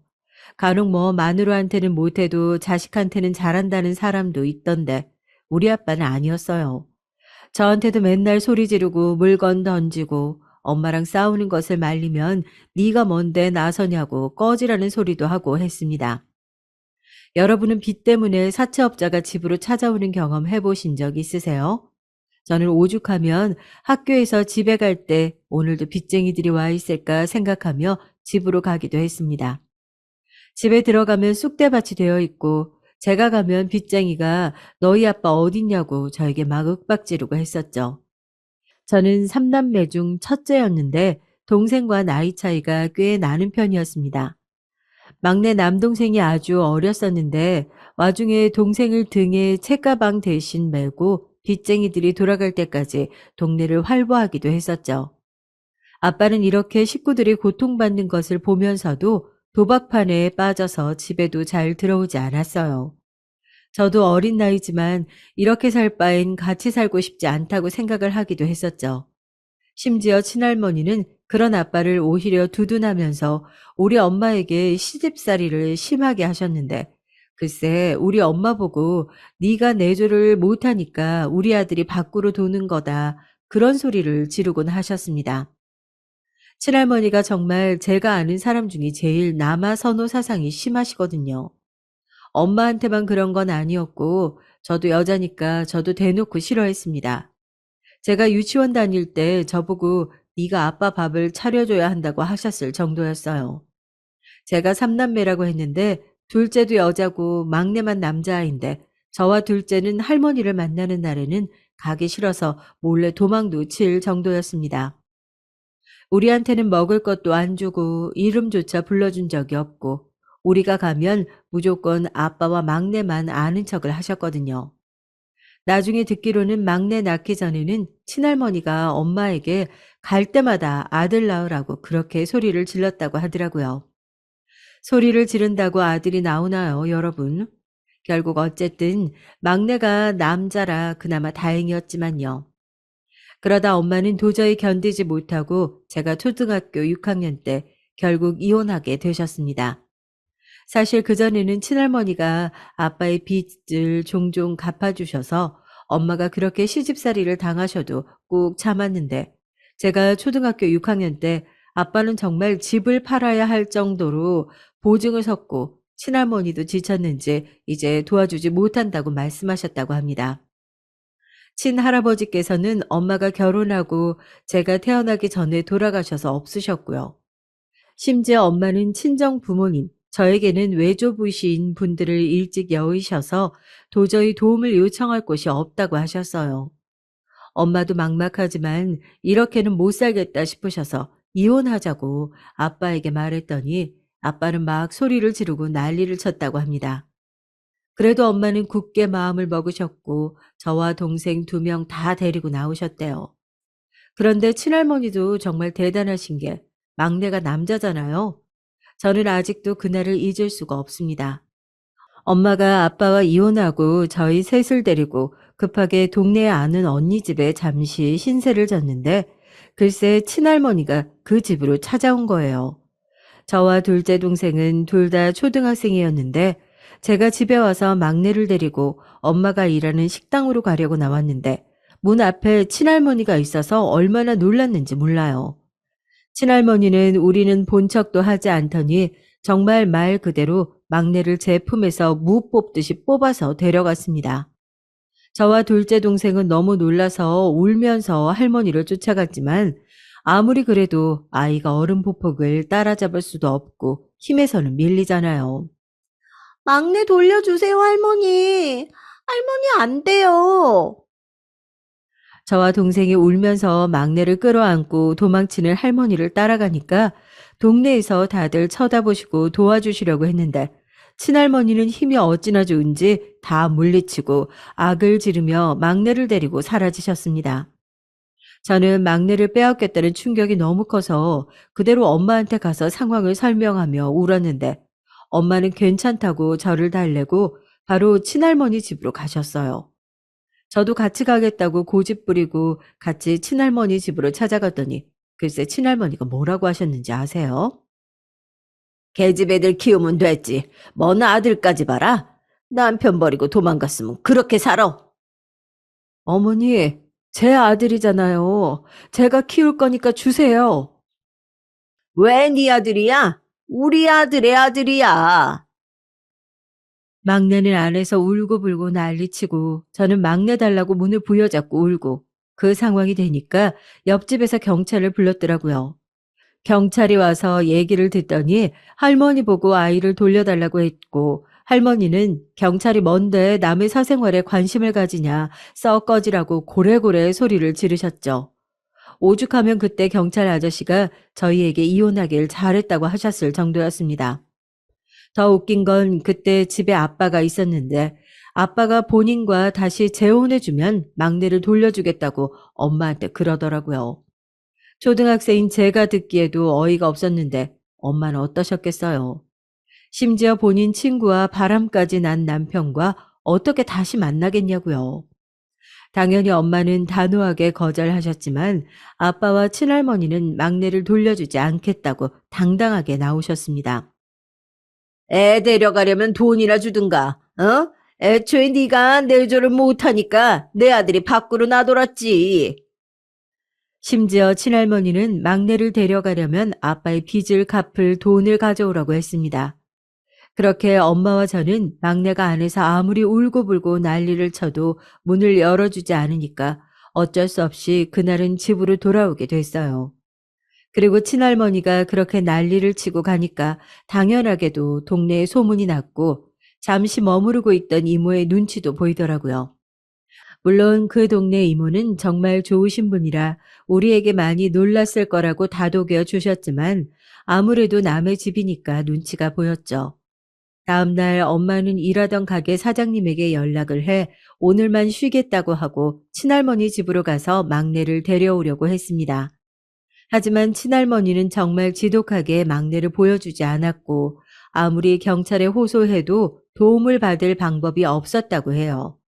저도 학교가 끝나자마자 집에 왔지만 집에서 저를 기다리고 있던 것은 엄마와 막내가 아닌 둘째 동생이었습니다. 그렇게 우리는 정말 눈 뜨고 막내를 빼앗기게 되는 줄만 알았는데 엄마는 결국 막내를 집으로 데리고 오셨어요. 정말 우리 엄마지만 대단한 것 같아요. 제가 어떻게 데려왔냐고 물으니까 엄마는 웃으면서 제게 말씀해 주셨습니다. 집 밖에서 내 아들 내놓으라고 소리 질렀지. 빚쟁이까지 집에 데려오고 친구랑 바람난 남편 버렸으니까 아들까지 훔쳐가냐고 종일 소리를 질렀더니 데려가라던데? 저는 그 당시에 초등학생이었는데 그렇게 말한 엄마가 얼마나 자랑스럽고 대단해 보였는지 모르겠어요. 그렇게 막내를 데려온 엄마는 아빠와 할머니 또 언제 그런 극악무도한 짓을 벌일지 모른다고 동네를 뜨자고 했습니다. 그렇게 우리 삼남매와 엄마는 버스를 3번이나 갈아타고 엄마도 우리도 평생 밟아본 적 없는 지역에 가서 정착하게 됐습니다. 사실 엄마가 결혼을 빨리 해서 그때 엄마 나이도 30대 초반이었는데 지금 생각해보면 그 나이에 어떻게 애들 3명과 타지에 와서 정착했는지 몰라요. 정말 우리 엄마지만 대단하지 않나요, 여러분? 아무튼 그렇게 처음 타지에 와서 제일 먼저 집을 구해야 했는데 아무리 엄마가 뼈 빠지게 식당에서 일을 했어도 집을 당장 구할 만큼 돈이 많지는 않았죠. 그래서 모텔의 달방이라고 하죠. 급하게 방을 마련해서 거기서 학교도 다니고 엄마는 닥치는 대로 일을 하셨습니다. 엄마는 급한 대로 시장에 가서 시장 내에 있는 가게에 백반을 배달하는 일을 구하셨고 또 추가로 신문과 우유 배달 일도 구하셨어요. 저도 학교 가기 전에 일찍 일어나서 엄마와 같이 신문을 배달했는데 둘째와 막내는 재우고 엄마와 둘이 추운 새벽에 손을 호호 불어가며 배달했던 날들을 절대 잊을 수가 없습니다. 그래도 마냥 싫었던 것은 절대 아니었고 오히려 재밌고 엄마와 둘이 있을 수 있으니 제 기억 속엔 좋은 추억으로 남아있답니다. 그렇게 우리는 정말 한 칸이지만 우리의 집도 마련하게 됐고 엄마는 그 이후에도 붕어빵 장사부터 나물 캐서 팔기도 하시고 그러다 어느 정도 돈이 모이자 노래방도 운영하셨어요. 저도 학교에 갔다 돌아오면 노래방에 가서 청소도 하고 엄마 잠깐 쉬라고 카운터도 봐주고 했답니다. 그때는 제가 고등학생이었는데 노래방에 친구들이 놀러 오면 당당하게 우리 가게라고 하면서 같이 놀기도 하고 서비스도 넣어주고 그러니까 학생들도 많았어요. 저는 우리 엄마가 너무 자랑스러워서 엄마 가게라고 일부러 친구들을 데려오니까 동생들도 친구들을 데려오고 동네에서 유명한 노래방이었습니다.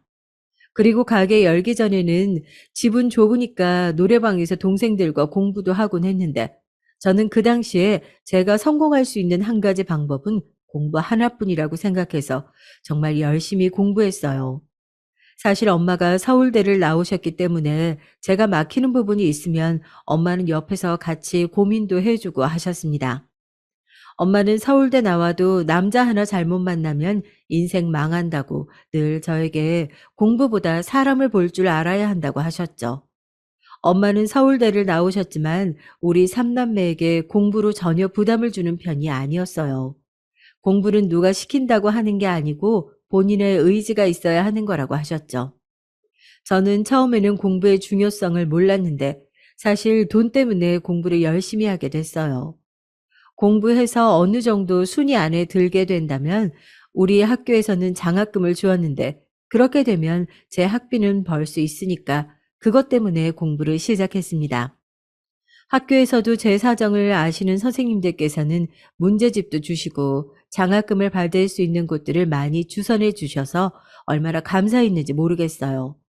지금도 제 학창 시절 선생님들께는 한없이 감사한 마음밖에 들지 않습니다. 그렇게 장학금 때문에 시작한 공부는 저를 서울에 있는 유명 여자대학교에 입학시켜 주었어요.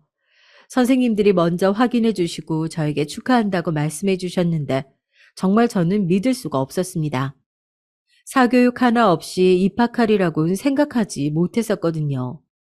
엄마는 저에게 공부하라는 말씀 하신 적이 없었지만 제가 유명 대학교에 입학하니까 그동안 너무 고생 많았고 미안하다고 제 손을 잡고 우셨습니다. 그렇게 힘든 순간들이 많았는데도 절대 우리 앞에서 운 적이 없던 엄마였는데 제가 명문대에 입학하니까 저에게 미안하다고 우시더라고요. 그 모습을 지켜보는데 저도 마음이 아팠습니다. 엄마가 저희를 키우느라 고생하신 것은 옆에서 보면서 자랐으니 당연히 알지만 저도 장녀로서 엄마를 돕느라 힘들기도 했었거든요. 힘들다는 의미가 엄마를 원망했다는 뜻은 절대 아니지만 저도 남들만큼 돈이 있었다면 현실이 이렇지는 않지 않았을까 하는 마음이 든다는 뜻입니다. 또 제가 장녀라서 동생 2명을 엄마처럼 키워야 했는데 그것도 어렸던 저에게는 힘든 일이었어요. 물론 우리 동생들은 너무 착해서 그런 가정 환경 속에서도 엄마와 제 속을 썩이지 않고 너무 바르게 잘 자라주었지만 현실적으로 부족한 환경 속에서 남을 탓하지 않고 자란다는 게 얼마나 힘든지 가난하셨던 분들은 아실 거예요. 저도 학교에서 선생님들이 많이 도와주셨지만 사실 정말 힘들게 공부했었거든요. 사교육 없이 서울에 있는 대학에 진학하는 것은 정말 이렇게 간단하게 말하는 걸로는 힘든 과정이었어요. 그래서 제가 대학에 입학하고 가장 먼저 한 일은 교육봉사였습니다. 비교적 형편이 안 좋은 아이들을 위해서 무료로 과외를 해주는 일이었는데 저는 서울에 있는 어느 초등학교에서 방과 후 교육봉사를 하게 됐어요. 그리고 거기서 생애 첫 남자친구를 만나게 됐습니다. 저는 영어 담당이었고 남자친구는 수학 담당이었는데 각자 맡은 반이 똑같아서 자주 얘기하다 보니 친해져서 급속도로 가까워졌습니다. 마침 남자친구는 제가 다니던 학교에 바로 옆 학교에 다니고 있어서 교육 봉사를 하지 않는 날에도 둘이 만나기에 아주 편해서 우리는 거의 붙어 다니기 시작했어요. 남자친구도 제가 첫 여자친구여서 둘이 첫 연애를 했는데 정말 딱 대학생 때만 할 수 있는 연애를 했죠. 그리고 제가 대학에 가고 나서는 교육 봉사 말고 학원에 가서 강사도 하며 돈을 벌었는데 그 돈은 필수 용돈을 제외하고는 다 동생들 교육비에 쓰였습니다. 대학에 장학생으로 입학했지만 그 장학생을 유지하려면 학점이 어느 정도 보장이 되어야 했기 때문에 공부도 정말 열심히 했어요. 교육 봉사와 학원에 가는 시간을 제외하고는 늘 도서관에서 전공 공부를 했습니다. 방학 때도 다른 동기들은 해외여행도 가고 시간 맞는 동기들과 놀러도 가는데 저는 방학이 되면 오히려 학원에서 살며 방학 특강을 해서 돈을 벌고는 했죠. 그러다 보니 남자친구와 데이트는 매일 할 수가 없었는데 남자친구는 이 부분을 많이 서운해 하더라고요. 남들처럼 한강도 가고 시간 내서 좋은 곳 구경도 하자는데 저는 그럴 수가 없었고 점점 시간이 지날수록 다툼이 심해졌습니다. 저는 남자친구 군대도 기다려주었는데 오히려 남자친구가 군대에 있었을 때가 마음이 훨씬 편했을 정도로 시간을 낼 수가 없었어요. 저는 남자친구가 이런 제 상황을 이해할 줄 알았는데 오히려 서운함을 토로하기에 결국 저는 헤어지자고 말하게 됐습니다. 물론 남자친구는 좋았지만 제 상황이 연애할 상황이 도저히 아니었거든요.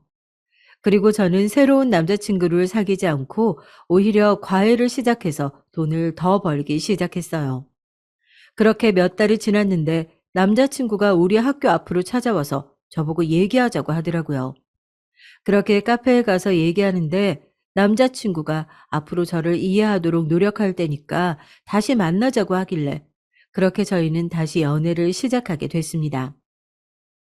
다시 사귀기 전에 저는 일주일에 한두 번은 시간을 낼 수 있지만 그 이상으로는 힘들다고 분명히 말하고 사귀기 시작했어요. 그렇게 우리는 계속 사귀게 됐고 저는 무사히 졸업을 해서 서울에 있는 대기업에 입사도 하게 됐습니다.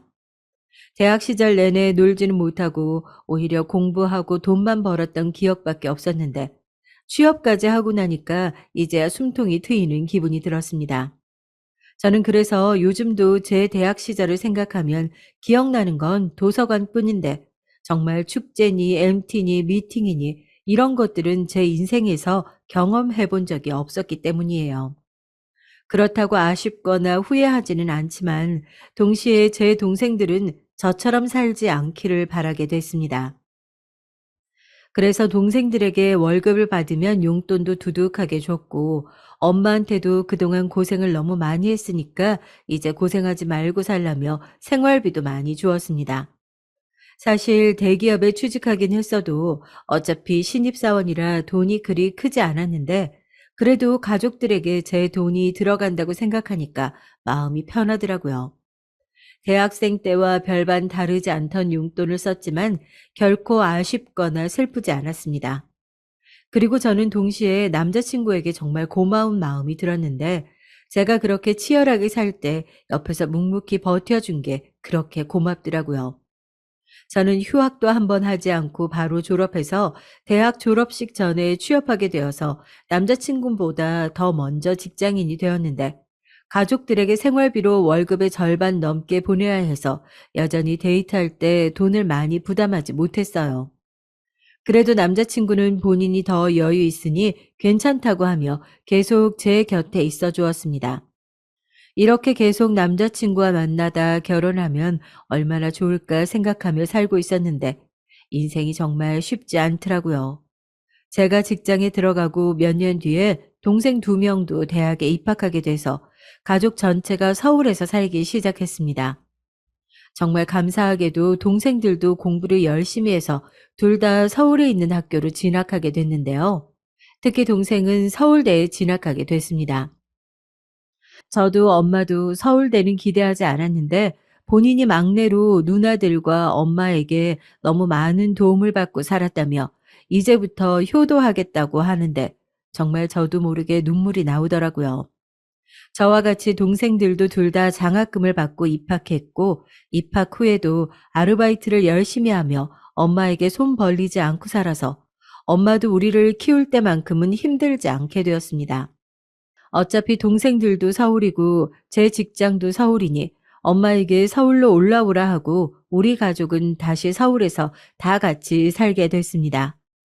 물론 남들이 사는 그런 좋은 아파트는 아니고 주택이었지만 어디 살든 뭐 어떤가요? 무엇보다 가족들이 한 집에 사는 게 얼마나 포근하고 따뜻한지 모르겠더라고요. 저도 동생들도 이제 성인이 되었으니 엄마는 좀 마음 편하게 소일거리만 하셨으면 좋겠는데 엄마는 우리에게 부끄러운 모습을 보이면 안 된다고 하시면서 계속 일을 많이 하셨어요. 공장에도 나가시고 식당 일도 하시길래 제가 엄마 너무 무리하지 말라고 하면서 평생을 이렇게 일해와서 오히려 집에 있으면 불안하다고 하셨습니다. 그렇게 다시 서울에서 살고 있었는데 어느 날 제가 퇴근하고 집으로 왔는데 가족들이 심각한 얼굴을 하고 있더라고요. 왜 그래? 무슨 일 있어? 다들 표정이 왜 그래? 제가 물어보자 엄마가 한숨을 푹 쉬더니 저에게 말을 꺼냈는데 정말 충격적이었습니다. 영희나, 아빠가 여기를 어떻게 알았는지 찾아왔어. 나 정말 깜짝 놀랐다. 아, 이게 무슨 일이니? 뭐라고? 아니, 도대체 아빠가 여기를 어떻게 알아? 아니, 자세히 좀 말해봐. 저는 정말 너무 놀라서 아무 말도 할 수가 없었어요. 아빠가 우리를 찾을 수가 없었던 게 엄마와 아빠가 이혼하기 전에 살았던 곳은 경상도였기 때문이에요. 서울에서 기차로도 3시간이 걸리는 곳인데 여기를 어떻게 알고 찾아왔을까요? 일부러 아빠를 피해서 다른 지역으로 도망가서 살았을 정도여서 저는 너무 충격을 받았습니다. 그리고 사실 아빠에 대해 생각을 전혀 하지 못하고 살았기 때문에 충격은 더 크게 다가왔어요. 저는 초등학교 이후로 아빠를 마주칠 일이 없어서 정말 말 그대로 생각하지 않고 살았거든요. 처음에는 저도 어린 마음에 아빠를 많이 원망했지만 그렇다고 그리운 마음은 전혀 없었을 정도로 아빠는 저에게 이미지가 좋지 않았습니다. 그도 그럴 것이 제가 기억하는 아빠의 모습은 술에 취해 있거나 소리를 지르거나 혹은 둘 다였기 때문이에요. 엄마도 아빠 얘기하는 것을 좋아하지 않으셨고 저도 뭐 좋다고 아빠 얘기를 꺼내겠어요. 그래서 언급하지 않았기 때문에 아빠는 기억 속에 묻어놨는데 엄마가 아빠가 찾아왔다니까 저는 너무 놀랐습니다. 아, 도대체 어떻게 알고 왔대? 아니, 왜 왔대? 그것도 몇십 년 만에 갑자기. 모르겠다. 안 그래도 어떻게 알고 왔냐고 했더니 지금 그게 중요하냐고 묻던데? 왜 왔겠어? 돈이 또 부족한가 봐. 아휴, 그 인간 안 봐도 뻔해. 아니, 이미 이혼했는데 무슨 상관이야. 최대한 반응하지 마. 진짜 사람이 어떻게 그래? 엄마도 그러고 싶지. 그런데 집을 아니까 자꾸 찾아올까 봐 그렇지. 아휴, 겨우 도망쳤는데 이게 뭐냐. 엄마 말대로 저도 아빠가 어떻게 알았는지 궁금했지만 계속 찾아올까 봐 그게 더 두렵더라고요. 그래서 바로 다음날 부동산에 가서 집을 내놓고 동네를 바꿔야겠다고 생각해서 직장 점심시간 도중에 나와서 집을 알아보고는 했습니다. 그러다 제가 이런 과정에서 너무 스트레스를 받아서 회사에서 쓰러지게 됐는데 눈을 뜨니까 응급실이더라고요. 회사에서 쓰러졌는데 정말 다행히 회사 대리님이 제가 쓰러지니까 엄마가 아닌 남자친구에게 연락했고 남자친구는 바로 저에게 달려와 줬습니다. 영인아, 무슨 일 있어? 아, 요즘 왜 그래? 안 그래도 너무 피곤해 보여서 물어보려고 했어. 자기야, 놀라지 말고 잘 들어. 사실은 저는 결국 남자친구에게 우리 집안 사정에 대해 터놓게 됐어요. 저는 살면서 아무리 힘들어도 남에게 말하지 않고 살았는데 처음으로 남에게 저의 힘든 점을 내뱉게 됐습니다. 어렸을 때부터 저는 꾹 참아야 했고 힘들어도 힘든 티를 낼 사람도 없었고 그러면 안 되는 상황이라 참았던 게 익숙했지만 저 때는 너무 힘들어서 터놓지 않으면 안 될 것 같았어요. 그래서 남자친구에게 우리 집안 사정에 대해 말하고 또 지금 아빠가 또 찾아와서 새로 집을 알아보고 있다고 했더니 남자친구는 그동안 너무 고생 많았다고 저를 안아주었습니다. 저는 말하면서도 사실 마음속으로 남자친구가 이런 나를 이해하지 못하고 떠난다면 어쩔 수 없다고 생각했는데 저를 다 이해해 주어서 얼마나 고마웠는지 모르겠어요. 그렇게 저는 이사할 집을 구해서 준비하고 있었는데 어느 날 회사에서 갑자기 팀장님이 저를 부르시는 거예요. 영희 씨, 지금 로비로 내려가 봐요. 평소에 그런 말 안 하시던 팀장님이라 저는 속으로 불안했습니다. 혹시나 하는 불안감을 가지고 로비로 내려갔더니 글쎄 거기엔 아빠가 저를 기다리고 있었어요. 저는 아빠를 보자마자 바로 뒤를 돌아 계단을 통해 위로 올라가려고 했는데 아빠가 급하게 다가와서 제 손을 부여잡더라고요. 영인아, 나, 영인아, 우리 딸 보고 싶었어. 아빠야, 아빠. 아저씨, 이 사람 쫓아주세요. 영인아, 잠깐이면 돼. 5분만 얘기하자. 저는 경비원에게 아빠를 쫓아달라고 했지만 아빠는 끈질기게 저를 붙잡고 회사 건물이라 저는 보는 눈이 너무 많았기에 때문에 저는 결국 아빠를 데리고 건물을 나와 카페에 가서 얘기를 하게 됐습니다. 저는 정말 살면서 아빠를 그리워했던 적이 한 번도 없는데 아빠는 혼자 저를 보고 싶다고 울기 시작했어요. 제가 매정할 수도 있지만 저는 그런 아빠를 보면서 하나도 안타깝지 않더라고요. 그리고 제 그런 마음을 정당화라도 시켜주는 양 아빠가 내뱉은 말은 기가 막혔습니다. 알고 보니 아빠는 그새 재혼도 하고 또 이혼도 했더라고요. 그리고 그렇게 아빠를 싸고 돌던 친할머니는 몇 년 전에 치매로 돌아가셨고 아빠는 지금 혼자 힘들게 공사판에서 일하고 있다고 했습니다. 누가 보면 눈물 없이는 들을 수 없는 그런 인생사를 얘기하는데 전혀 슬프지 않았어요. 그런 아빠에게 우리 엄마는 공장에서 일하고 노래방도 운영하고 겨울엔 길거리에서 붕어빵 팔고 나도 옆에서 같이 도왔고 신문과 우유 배달하면서 나는 돈 없어서 급식도 못 먹고 자랐다고 하니 아빠는 본인이 미안하다고 엉엉 울더라고요. 그런 아빠에게 저는 엄마는 오죽하면 남의 집에서 도우미도 했고 나도 돈 때문에 공책 살 돈 없어서 학교 선생님들한테 가서 연필 좀 달라고 하면서 공부해서 겨우 대학 가고 취업했다고 양심이 있으면 우리 찾아올 생각하지 말라고 혼자 살라고 했습니다. 어떻게 취업한 곳인데 아빠가 이렇게 찾아오냐고 우리 버린 건 아빠라고 하니까 아빠는 울다가 갑자기 저에게 말을 꺼냈는데 뭐라고 했는지 아세요? 영인아, 그런데 거기 대기업이잖아. 너 돈 많이 벌겠다. 아빠 한 번만 도와줘. 여러분, 이 사람이 정말 어이가 없는 걸 넘어서 화가 나면 아무 말도 못하는 거 아시나요? 저는 정말 저게 사람인가 싶어서 말없이 아빠를 쳐다봤어요. 정말 양심이 있으면 저에게 돈을 달라는 말을 할 수가 없지 않을까요? 제가 엄마와 그렇게 힘들게 살았다고 말한 지 1분도 지나지 않았는데 어떻게 저에게 도와달라는 말을 하는 건지 저는 황당해서 숨도 제대로 쉬질 못했어요. 그리고 갑자기 온 몸에 분노가 밀려와서 몸이 부들부들 떨리더라고요. 정말 겨우 심호흡하고 아빠를 쳐다봤는데 아빠는 저를 똑바로 보면서 한 번만 도와달라며 2천만 원을 달라고 했습니다. 저는 2천만 원이 있지도 않았고 설사 있다 하더라도 아빠에게 줄 돈은 없었기에 저는 아빠에게 단호하게 말을 꺼냈어요. 속으로 이게 정말 사람인가 싶었죠.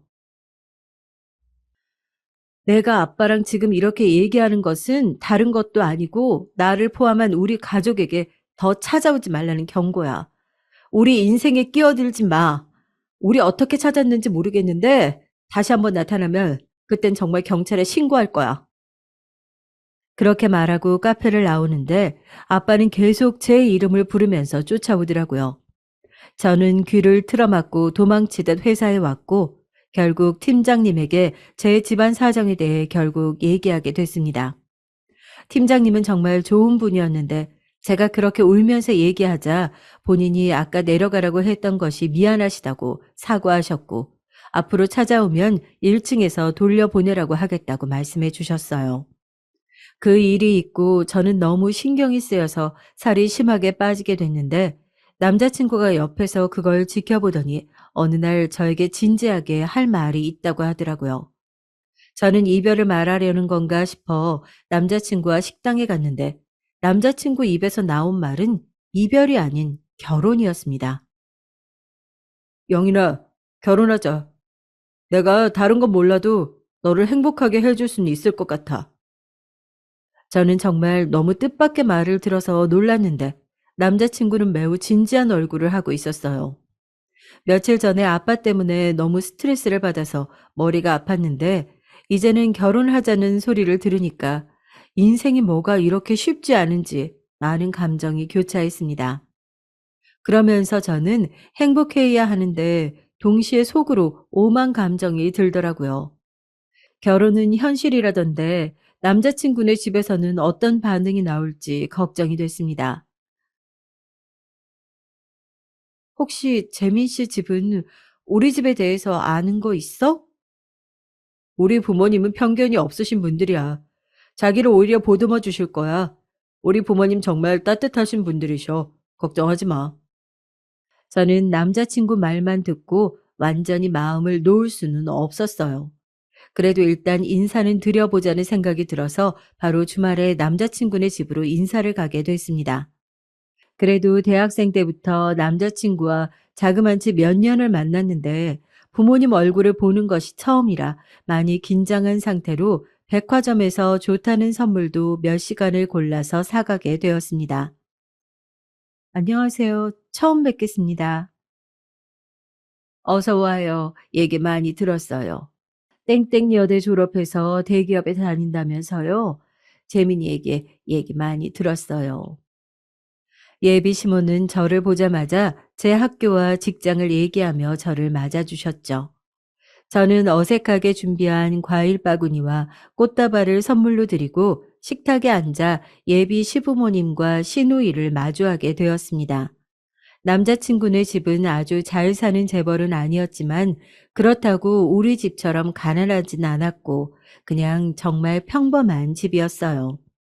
아버지는 중소기업을 다니시고 어머니는 동네에서 옷가게를 하시더라고요.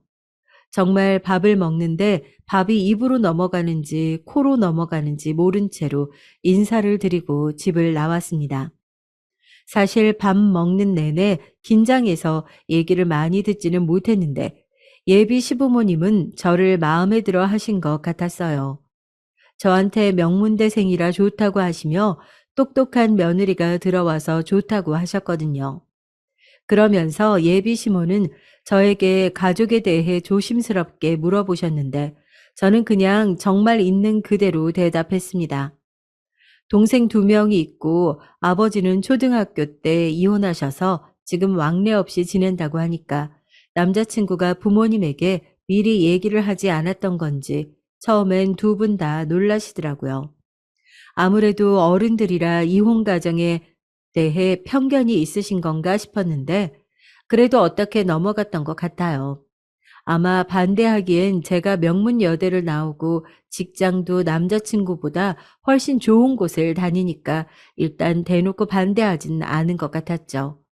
그리고 저도 남자친구를 우리 집으로 데려가서 엄마와 동생들에게 보여주었는데 정말 의외로 둘째 동생이 남자친구를 반대하더라고요. 언니, 뭔가 내가 이런 말 하면 웃길 텐데 예비 형부 눈빛이 이상해. 아니, 다른 것도 아니고 눈빛이 이상하다는 건 또 뭐야? 아니, 딱 보면 알잖아. 예비 형부는 눈빛이 그렇게 좋은 것 같지 않아. 엄마는 어때? 엄마도 눈빛이 별로 같아? 말해줘. 몇 번 더 보면 알겠지. 아직은 모르겠다. 그렇게 양가 인사를 마무리했고 우리 집에서는 남자친구를 그렇게 반기진 않았지만 엄마는 아무래도 우리가 이혼 가정이라 조심스러우신 것 같았어요. 그렇게 양가 인사를 올리고 남자친구와 슬슬 결혼 준비를 시작하고 있었는데 갑자기 어느 날 시어머니에게 연락이 왔습니다. 시어머니는 이번 주 주말에 본인 집에서 김장을 하는데 혹시 시간 되면 와서 고기만 먹고 가라고 하셨어요. 김장할 필요는 없고 신우랑 다 할 건데 고기를 먹을 거라 같이 맛있는 저녁을 먹자고 하시더라고요. 저는 속으로 아직 결혼 날짜를 잡지도 않았는데 이러시는 것이 저는 부담스럽긴 했지만 그래도 시어머니에게 밉보여서 좋을 건 없으니까 알겠다고 하고 주말에 남자친구와 같이 예비시댁에 방문하게 됐습니다. 그런데 시어머니는 분명 신우와 같이 오전 중으로 끝내신다고 하셨는데 우리가 방문했던 시간인 오후 5시가 되도록 시작도 하지 않고 계셨어요. 아유, 우리가 준비하는데 오래 걸렸어. 조금만 앉아서 기다릴래? 금방 끝날 거야. 시어머니는 남자친구와 저에게 소파에 편하게 앉아서 기다리라는데 어떻게 그럴 수가 있겠어요. 게다가 김장을 거실에서 하는데 뻔히 예비 시누이와 시어머니가 제 눈 바로 앞에서 김장하는데 그걸 무시하는 것은 웬만한 사람이 아니고서야 힘들지 않을까요? 결국 저는 남자친구와 같이 돕겠다고 고무장갑을 끼고 열심히 배추에 속을 채우고 있었는데 시어머니가 계속 남자친구 보고 너는 저기서 편하게 쉬라고 하더라고요. 남의 딸은 열심히 김장하는데 본인 아들 보고는 방에 들어가서 쉬라고 하는 것을 보고 저는 머릿속으로 순간 친할머니가 스쳐 지나갔습니다. 순간적으로 이 집과 결혼하면 힘들지 않을까 생각했지만 그래도 남자친구가 저까지 하는데 어떻게 본인이 쉬냐고 하면서 도와주어서 그나마 나았던 것 같아요. 그렇게 다 같이 김장하고 고기를 먹는데 저는 태어나서 김장한 게 처음이었거든요. 엄마는 사느라 바쁘시기도 하셨고 요리를 좋아하는 편은 아니셔서 집에서 김장하지 않으셨어요. 어머님, 저는 사실 김장 처음 해봐요. 신기하네요. 어머, 그래. 괜찮아. 이제 나한테 매년 와서 배우면 금방 늘어. 예비 시모는 제가 김장을 도와서 그런가 무척 기분이 좋아 보였습니다. 하지만 저는 처음 하는 김장에 몸살이 나서 다음날 병원까지 가게 됐어요. 저는 김장을 처음 해봐서 몰랐는데 80포기를 하는 게 일반적이진 않더라고요.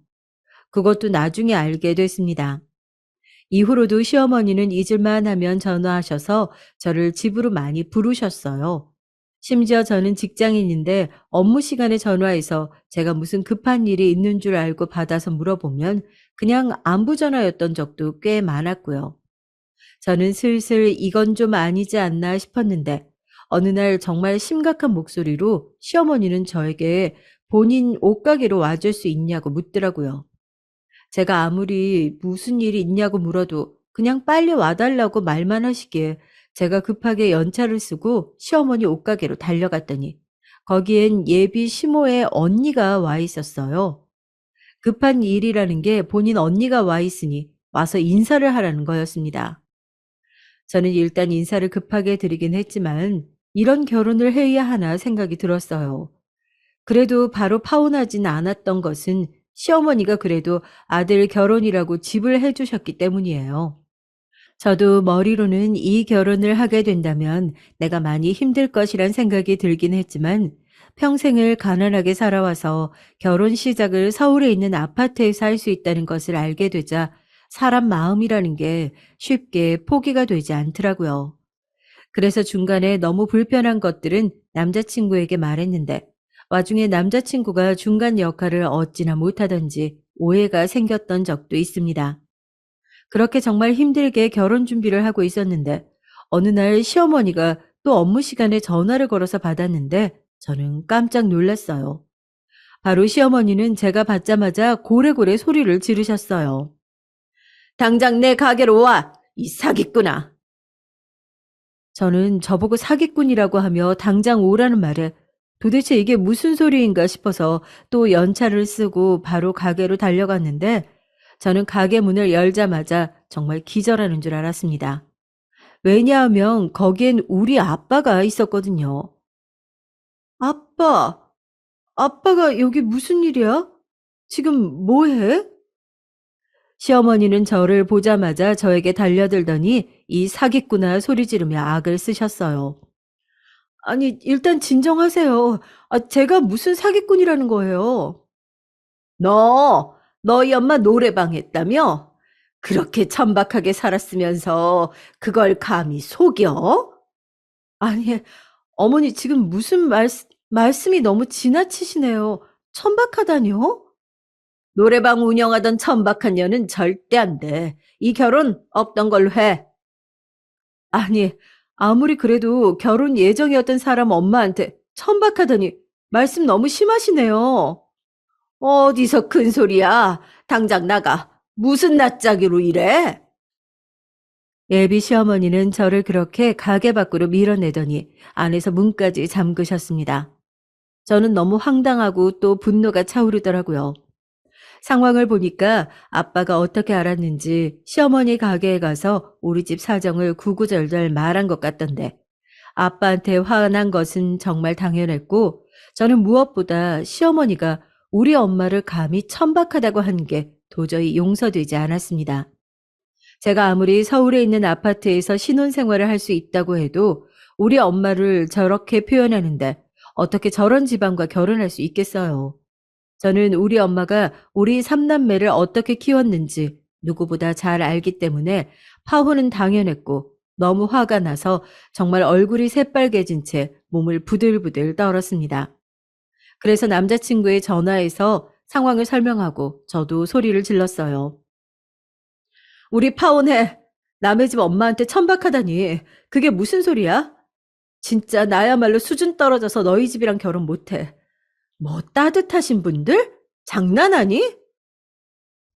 남자친구는 저에게 일단 진정하라고 하며 본인이 가게로 오겠다고 했는데 저는 이미 너무 속상해서 길거리에 주저앉아 울기 시작했습니다. 아빠는 그새 가게에서 나오더니 저를 보고 미안하다고 하면서 본인 의도는 그게 아니었다고 하더라고요. 하지만 아빠의 의도가 무엇이든 저는 상관없었습니다. 아빠가 제발 우리 가족 앞에서 사라졌으면 바랬어요. 제발 우리 가족 앞에 나타나지 마. 제발, 제발, 제발 부탁이야. 제가 지나가는 사람이 쳐다볼 정도로 악을 쓰며 울며 소리치자 아빠는 정말 미안하다고 사라졌습니다. 남자친구가 곧 도착해서 저를 달래니까 시어머니가 안에서 나오더니 천박한 애랑 헤어지라고 남자친구한테 그러더라고요. 저기요, 아줌마. 이제 어머니도 아니지. 아니, 사람한테 천박하다고 하는 당신은 뭐 얼마나 잘났는데. 뭐? 저리 안 꺼져? 진짜 뭐 이런 게 다 있어. 저리 썩 꺼져. 시어머니는 심지어 제 어깨를 뒤로 밀더라고요. 어찌나 세게 밀던지 저는 휘청거리며 주저앉게 될 정도였습니다. 저는 남자친구에게 앞으로 살면서 마주치지 말자고 하고 집으로 바로 돌아가는데 어찌나 눈물이 나오던지 멈출 수가 없었어요. 우리 엄마가 천박하다고 들을 정도로 부끄럽게 살았으면 몰라. 절대 아니거든요. 그 추운 겨울에 돈 몇백 원이라도 벌겠다고 온갖 허드렛이란 일은 다 했고 저희한테 부담 주지 않겠다고 돈 없다는 소리는 한 적도 없으세요. 우리가 눈치로 우리 집이 가난한 것은 알았어도 엄마는 한 번도 우리에게 돈 없으니 너희한테 줄 돈이 없다고 한 적이 없었거든요. 저는 엄마가 정말 잠도 포기하고 본인의 인생을 완전히 포기하고 우리 삼남매 키워보겠다고 고생한 것을 누구보다 너무 잘 아니까 집에 오는 내내 엉엉 울었습니다. 사람들이 저를 쳐다보는 시선이 느껴졌지만 그런 것들은 전혀 신경도 쓰지 않았어요. 그렇게 집에 도착했는데 또 울면서 집에 들어갈 수 없었습니다. 그렇게 집에 도착했지만 들어가지도 못하고 집 앞에서 겨우 진정하고 집에 들어가서 아무 일도 없던 것처럼 행동했어요. 하지만 딸이 있으신 분들은 아실 텐데 아무리 감정을 숨겨도 엄마는 단번에 알아봤습니다. 동생들이 자고 저는 잠을 쉽게 이루지 못해 깨어 있었는데 엄마가 조심스럽게 저에게 묻더라고요. 영희나, 혹시 시댁이랑 무슨 일 있었어? 아니야. 그냥 회사에서 혼나서 그래. 엄마한테 차마 제 입으로 엄마가 천박하다는 소리를 들었다고 말을 하지 못하겠더라고요. 그렇게 저는 다시 출근해서 일을 하고 있었는데 남자친구에게 연락이 와서 받았더니 본인이 미안하다고 일단 만나서 얘기하자 하길래 우리는 끝난 거라고 다시 말하고 연락 자체를 차단했습니다. 그렇게 일주일이 지났는데 그날도 회사에 있던 날인데 막내에게 급하게 연락이 오더라고요. 큰누나, 지금 바빠? 아니, 엄마 지금 화난 채로 누나 시어머니 가게로 달려갔어. 뭐? 그게 무슨 소리야? 자세히 설명해봐. 아니, 누나한테 무슨 일 생긴 줄 알고 엄마가 매형한테 전화했는데, 그동안 있었던 일들을 매형이 엄마한테 다 말했나 봐. 엄마 지금 누나한테 예비 신모가 밀치고 막말하고 김장 부르고 그랬던 거 알고 나서 눈 뒤집혀서 찾아갔어. 저는 그 말을 듣자마자 바로 또 연차를 쓰고 시어머니 가게로 달려갔습니다. 급하게 택시를 불러서 시어머니 가게에 도착했더니 다행히도 제가 더 먼저 도착했더라고요. 시어머니는 저보고 여기가 어디라고 오냐고 당장 나가라고 또 제 등을 밀치며 밖으로 밀었습니다. 그런데 정말 딱 그 순간에 엄마가 그 광경을 목격하셨고 엄마는 달려와서 시어머니를 밀치셨어요. 내 딸한테서 손 떼! 어디서 감히 이래? 어머, 이 천박한, 아우, 수준 떨어져서 교양 좀 챙겨요. 못 살아서 그런가? 이런 것도 모르네. 천박? 너 말 잘했다. 너 고졸이지? 난 서울대야, 이년아. 엄마는 이렇게 말하며 품에 있던 서울대 졸업장을 꺼내셨어요. 엄마는 시어머니에게 아주 당당하게 말씀하셨습니다.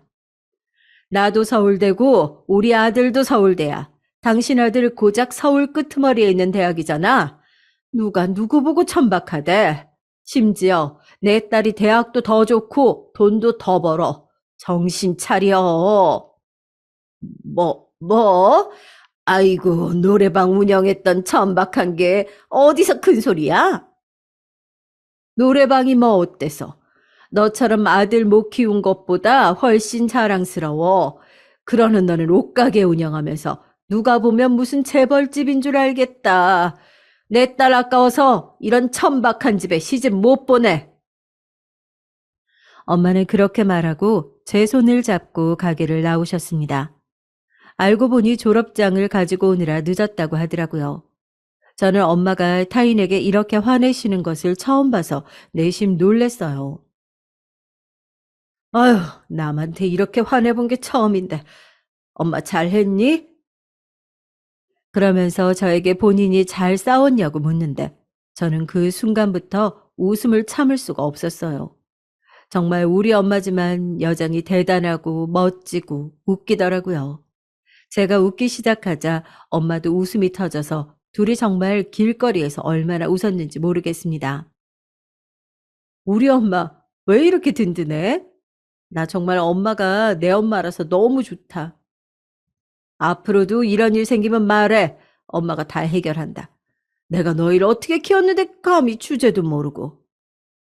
엄마는 저에게 당신은 제가 생각하는 것보다 훨씬 이상으로 강한 사람이니까 상처받을 거 생각하지 말고 제 마음이나 다스리라고 말씀하셨어요. 저에게 본인이 어린 나이에 삼남매 혼자 아무것도 모르던 타지에서 키우면서 얼마나 고생을 많이 했는데 이 정도는 아무것도 아니라고 하셨죠.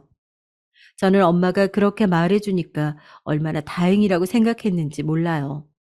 그렇게 한바탕 소동이 있고 저는 일이 끝나는 줄 알았는데 엄마의 화끈한 복수에도 남자친구는 정신을 차리지 못하고 연락이 계속 왔어요. 본인이 미안하다고 제발 결혼하자고 하는데 제가 미쳤다고 그런 천박한 집안인과 결혼하겠어요? 엄마 말대로 듣고 보니 제가 대학도 더 좋고 심지어 돈도 더 잘 버는데 왜 저런 남자친구랑 결혼하겠다고 했는지 모르겠더라고요. 그래서 차단했는데 다른 번호로 연락 오길래 한동안 모르는 번호는 받지 않았더니 남자친구는 심지어 회사로 찾아왔습니다. 안 그래도 예비 시어머니 때문에 회사에서 눈치가 많이 보였던 참이었는데 남자친구까지 찾아오니까 저는 퇴사까지 하게 됐어요. 그리고 남자친구에게 강하게 말했습니다. 한 번만 더 찾아오면 경찰에 신고하겠다고 하고 나는 진심으로 너희 가족과 엮이기 싫다고 했더니 알아들었는지 그 후로는 연락이 오지 않았어요. 그리고 회사는 아빠 일도 그랬고 저도 사람인지라 다른 사람 시선에 신경 쓸 수밖에 없는데 도저히 다닐 수가 없어서 그만둔 것이랍니다. 아빠는 시어머니가 저에게 천박하다고 난리친 날 이후로 우리 앞에 더 나타나지 않고 있어요. 본인도 생각이라는 게 있으면 최소한의 양심이 있다면 앞으로도 나타나지 않지 않을까요? 이런 사정들로 인해 저는 퇴사하고 경기도 쪽의 회사로 이직하게 됐고 우리 집도 경기권으로 이사하게 됐습니다. 정말 어릴 때부터 이런 파란만장한 일들이 왜 우리 가족에게 일어나는 것일까 생각도 많이 했었는데 왜 동트기 전이 가장 어둡다고 하잖아요. 제가 서울에서 경기권으로 이사하고 이직하게 되니까 정말 놀랍게도 새로운 인연이 저에게 찾아왔습니다. 전 남자친구와는 비교도 안 될 정도로 잘생기고 키도 크고 무엇보다 능력이 좋고 결정적으로 시부모님이 아주 좋으세요. 제가 전 남자친구와의 트라우마로 인해 일부러 첫 만남에 우리 가정사를 말했고 엄마가 그동안 하셨던 일들이 노래방 장사, 붕어빵 장사, 공장 나가기 등이라고 말했더니 시부모님은 제 예상보다 눈에 띄게 놀라셨습니다. 속으로 그냥 나는 결혼하면 안 되나 보다 생각했는데 그 다음 반응이 정말 놀라웠어요. 새로운 예비 시어머니는 제 손을 잡고 그동안 너무 고생 많았다고 이제 앞으로 꽃길만 걷자고 하시더라고요. 저는 너무 놀라서 아무 말도 하지 못했는데 예비 시아버지도 저에게 어머님이 너무 훌륭하셔서 이렇게 자식도 잘 키우셨다고 본인들이 복덩이를 얻은 것 같다고 하셨습니다. 저는 그 말을 듣자마자 눈물이 저도 모르게 흘렀고, 사실 전 남자친구와 이것 때문에 결국 파혼하게 되었다고 고백하니 예비 시부모님은 크게 분노하시며 그런 집과는 상종도 하지 말라고 하셨어요. 그래서 저는 지금은 아주 행복하게 결혼 준비를 하고 있답니다. 심지어 알고 보니 예비 시아버지도 서울대를 나오셔서 우리 엄마와 동문이라고 하시더라고요. 저를 어찌나 예뻐하시는지 공주라고 부르시는데 정말 몸둘 바를 모르겠어요. 예비 시댁에서 사랑받는 저를 보고 엄마는 감격하셨는지 눈물까지 글썽이셨습니다. 속으로 그렇게 복수하고 많은 생각이 들었다고 하시더라고요. 저는 그래서 과거는 잊고 그냥 우리끼리 행복하게 여생을 살자고 했답니다. 결혼을 앞두고 엄마와 많은 얘기를 하게 되는데 지금 되돌아보면 정말 우리 인생이 쉽지 않았더라고요. 지금이야 저도 웃으면서 얘기하고 이렇게 사연까지 보낼 수 있지만 정말 저 시절엔 너무 힘들어서 하루라도 안 운 날이 없을 정도였어요. 특히 시어머니가 우리 엄마한테 천박하다고 했던 날 이후로는 시어머니와 비슷한 체형의 사람만 봐도 제가 경기를 일으켜서 일상생활조차 불가했던 나날들이었죠. 그래도 정말 이 또한 지나가리라는 마음으로 굳게 견뎠더니 훨씬 비교도 안 될 정도로 좋은 사람을 만났고 정말 좋으신 시부모님 품 안에서 결혼 준비를 할 수 있더라고요. 그래서 저는 지금 정말 만족스러운 삶을 살고 있답니다. 시련이 있으면 다음에 올 행복을 찾으라는 말이 무슨 뜻인지 이제 알 것 같아요. 제 사연은 여기까지입니다. 저는 아직도 그래서 길거리에서 붕어빵을 보면 이제껏 잊었던 일들이 생각이 나더라고요. 현재 남자친구에게도 말했지만 이런 것은 제보해야 한다고 하길래 용기 내어 제보하게 되었답니다. 다들 들어주셔서 정말 감사합니다. 저는 이제 앞으로 엄마와 동생들과 새로운 가족들과 함께 행복하게 잘 살겠습니다. 여러분도 행복한 하루하루를 보내시고 사랑스러운 가족들과 따뜻한 연말 보내시길 진심으로 바랍니다.